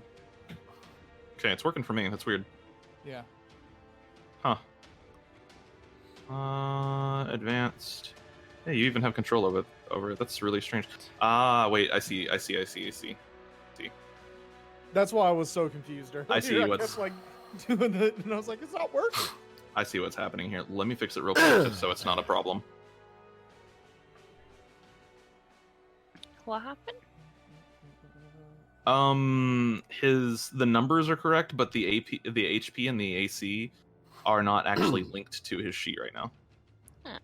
Yeah. So, all right, there you go. That is fixed. You're at 11 HP. Ju, make me another death save, please. 12. That's a success. Go ahead and mark that on your sheet. All right. About this time, almost called you Keto. You start to hear the footsteps get a little bit closer. Ronan, you watch Ju collapses to the ground. The dragon breathes the smoke and flames and kind of shakes its head back and forth, almost seeming to have to recover from using that ability. I'm assuming that this isn't considered a beast, right? It is not a beast. It is a dragon. Okay, just making sure. Mhm. Cool. All right, hit him. Okay. We're back to it. It is facing you. Yeah, so you wouldn't have the advantage here. Okay. Wouldn't matter anyway. 17 AC. All right. As you go to swing, the flames the smoke from the flames kind of blinds you for a moment. Unfortunately, unable to hit it. Ash. Which way is it facing? It's facing kind of in a diagonal direction, like right here. So I'm gonna say it's technically facing Ronan. Ronan? Oh, Yeah. okay. Yeah. You would be able to get flanking. Okay, just gonna attack it from here then. 18 just hits, or 22 actually. So yeah, Damn, 13 points of damage. that's fucking max damage. Fuck. Somebody's stealing all of Jordan's luck. 13 points of damage. It's still standing, but it is incredibly hurt, and it now looks like it's trying to look for a way out of this situation. God damn it. Finish it off? Key. Yeah, Key is gonna Eldritch Blast it. Okay. 21 hits. It has 7 HP. How do you want to do this? She's kind Yay. of bolting, saying "Get up," and she's also casting bonus word heal on the one that's down, Okay. and then Go ahead and roll it. saying "Fuck you, die." And To which one? just flinging an Eldritch Blast straight into the dragon, and it just collapses onto the ground, just completely and totally incapacitated, probably dead, as you land an Eldritch Blast through its eye. Go ahead and roll the healing word. Get Ju, up. you're conscious with 4 health. We need to move. Go, go, go. Real quick, I'm gonna take a hand axe and carve out a piece of its flesh. to Oh, try shit. to- Break off a horn. I want it. I'll break off a horn. My as god, well. guys. Okay, make a survival check to see how quickly you can get this done. Okay, you break off the horn really quickly and easily. You're really strong. Just snaps off, hands it over to her, and you just kind of hack off a huge piece of dragon meat. How Well- big is it? It's pretty big. This one is a lot bigger than the previous creatures you've encountered. Aye. While they're doing that, I also want to go up and like inspect it because you said There's like a morbid curiosity coming from Zelra right now, and Yeah. as you get closer, you feel just this incredible urge to place the box on the creature. We need all right, I'll do to. that. We need to go now. You hear the sound of the world fades out from around you for a moment as the tendrils from the box slither out, and you watch the creature just suddenly pulled into the box. You look at the box. You've never seen this happen before. Did everyone else see that? Everyone else saw that.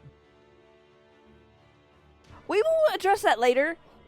Everybody move their ass through that tunnel now. You so with the 12, I don't want to be in a tunnel with that thing.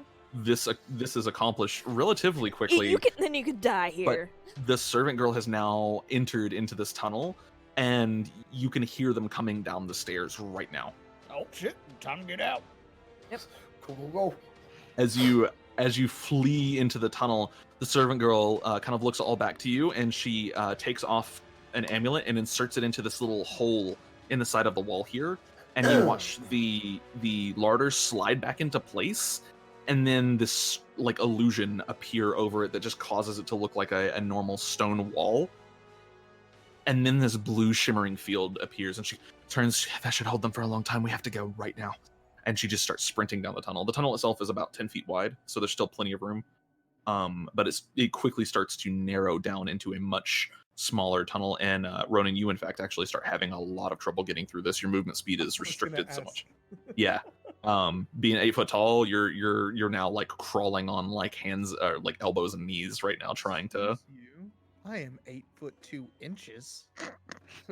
All right. Well, I just removed your feet, so you know you're not. Anyway, 8'2". Yeah, you're having a hard time getting through this tunnel, but you do squeeze through. The rest of you have to kind of like lean down and stuff. But you eventually emerge on the other side. The tunnel opens up into this fucking rancid stench, and you can see running water going across, and you can see that you're now in the sewers of Astoria, and you can see light coming from off to your left as the moon illuminates the exit for you. You wade through some of the sewage, doing your best not to step in anything too vile, as you finally emerge on the outskirts of Astoria. Looking back to it, you can see the multi-walled channels of the city kind of breaking the city up. It's several different circles. It sits in the middle of a lake, and there's several different circles of the city. In between them, there's large moats of water, and you see now the outermost rim of the city is on fire, just the whole thing. And you look above the city, you hear roars, and you see a great winged dragon soaring above the city, wingspan of probably 50 or 60 feet wide. It is gargantuan in size, and you watch it land and just unleash this giant torrent of flame. You can hear the screams, and you look as your capital burns and wonder where to go next. I can get us out of here safely. Not again. Not again. What do you mean, not again? This is the third time it's been burned. One of the servants like, you can get us. How do you get us out of here safely? I'm aware of. Is that a dragon? No, I thought it was a puppy. You're on the very outskirts of the city right now. You can see the whole city from where you're at. You're on the shore of the lake. Big flaming puppy. Yeah, that's exactly what it is. Oh, I thought we were Either still way, in the city. Can you get us out of No. here now? No, you're not in the city. You're on the shore of the lake looking out to the city right now, and you can see people are fleeing. There's one huge bridge that leads from the shore of the lake to the most outer circle. What part of and you can what part of the city which direction of the city are we on? You're currently to the south. Hold on. You're currently to the southwest, yeah. And what is to southwest? If you continue going southwest, that's how you get to Pearlwood and the Dawnswood. Pearlwood is straightforward. We go that way. To the northwest of you would be the Felrun Peaks, and past them, the Felrun Dalar and Keep Stroud. To the northeast of you would be Everly, the Golden City, and straight south from where you're at right now would be Solenskagar, which the Pendragons look over. Yeah, I'm heading north. I need to go to Everly.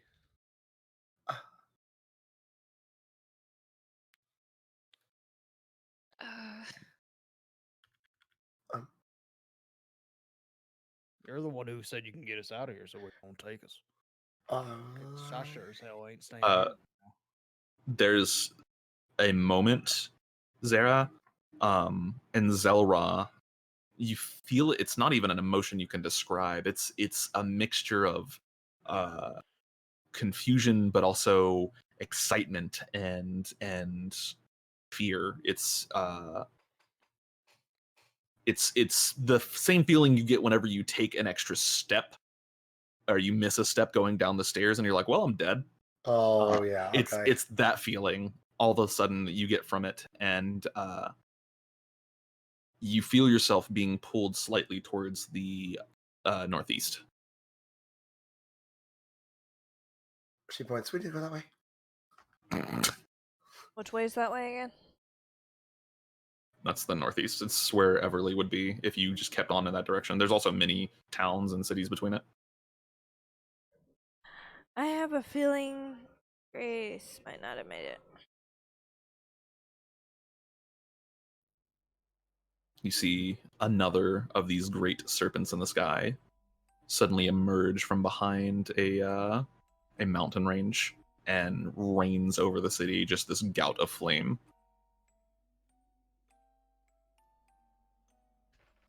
I assume Afia never made it out either. You're not sure? I can see why the dragons are angry. But Does anyone know any special routes? Nope. And I don't also care about any dragons. I just want to get the hell out and get moving. Funny thing to say with a Dragonborn party. I said I didn't care one way or the other. But them look pretty terrifying, though they do look tasty as well. Those are the savages of my kind. They do not represent all Dragonborn. Good to know. Don't care. Let's move.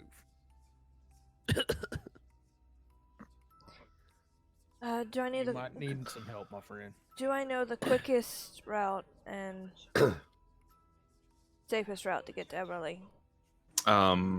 You know that between where you're at right now, Arkenstead and Everly, there are a handful of cities. Some of them are really small townships. Some of them are fairly large, about the size of Fertlewood.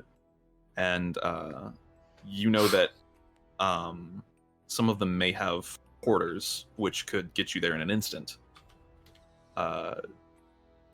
provided that they're also not under assault. What would be the nearest one? The nearest one to you is Sancha. We can try Sancha and get us to Everly immediately. Hopefully, as long as they're not under attack, we should be able to get there instantly to Everly. I would know the way, right? You'd know a general direction, yeah. It's in that early direction. I'll just follow you. You can see the servant boy is just, he's on his knees, like watching the city burn. And he's just murmuring to himself. He's like, I don't think Grandma got out of that. And the woman is, the girl is very much, she's kind of watching the city in fear, but she's also like trying to press to get the fuck away from this. The noble, he has now withdrawn a vial of some kind of substance from his coat, and he's just sitting there sipping on it, watching the city. Hell is that, dude? I figured I'm going to need something pretty strong to watch this, and you want a little sip? Heck yeah. Okay, he tells you to take a very, very tiny sip. I'll take a tiny sip. Okay, you take a tiny sip. The second it hits your tongue, your brain kind of implodes for a second as the world is now spinning colors. So And DMT. it's very much DMT. This is liquid DMT. Oh god. And he's just watching the city burn on this shit. That's Uh, good. Yep, I figured it would be. And he just stuffs it back in his coat and just kind of puts both his hands in his pockets and just watches. Okay, come on. High off your asses. Nah. Yes, we nowhere must leave close. now. Are you headed east? Kind of pick up the servant guy. Come on. We gotta move. All right. I have a question. Yeah. How broad are Ronan's shoulders? That's up to Ronan. Lazy bastard. They're fairly broad. So, like, I mean, I'm 8'2", and I'm pretty well built. So I mean, 8'2", 300 pounds. 8'2", 300 something odd pounds. Yeah. so like, Yes, you can ride on them. I just want you to know, Zara is like 4'6" and weighs about 60 pounds. So fun Plus fact, your food. since you're treated as large, you can technically be a mount. I can be Technically speaking. And she doesn't weigh that much. It's our fucking one shot all over again. As long as you can carry the weight of the person that's on you, you can Nice. they can technically use you as a combat mount. This is gonna be great. We're gonna make something out of this. As you gather your thoughts and gather your things and gather the people around you, you find yourself in a situation that you have not found yourself in before, of uncertainty and fear and confusion and maybe just a little excitement. Technically, Key has, so Key's like, okay, let's go. And you proceed easterly towards the city of Everley, the Golden City, in the hopes of finding some kind of solution and delivering this amulet. And that is where we will end the session.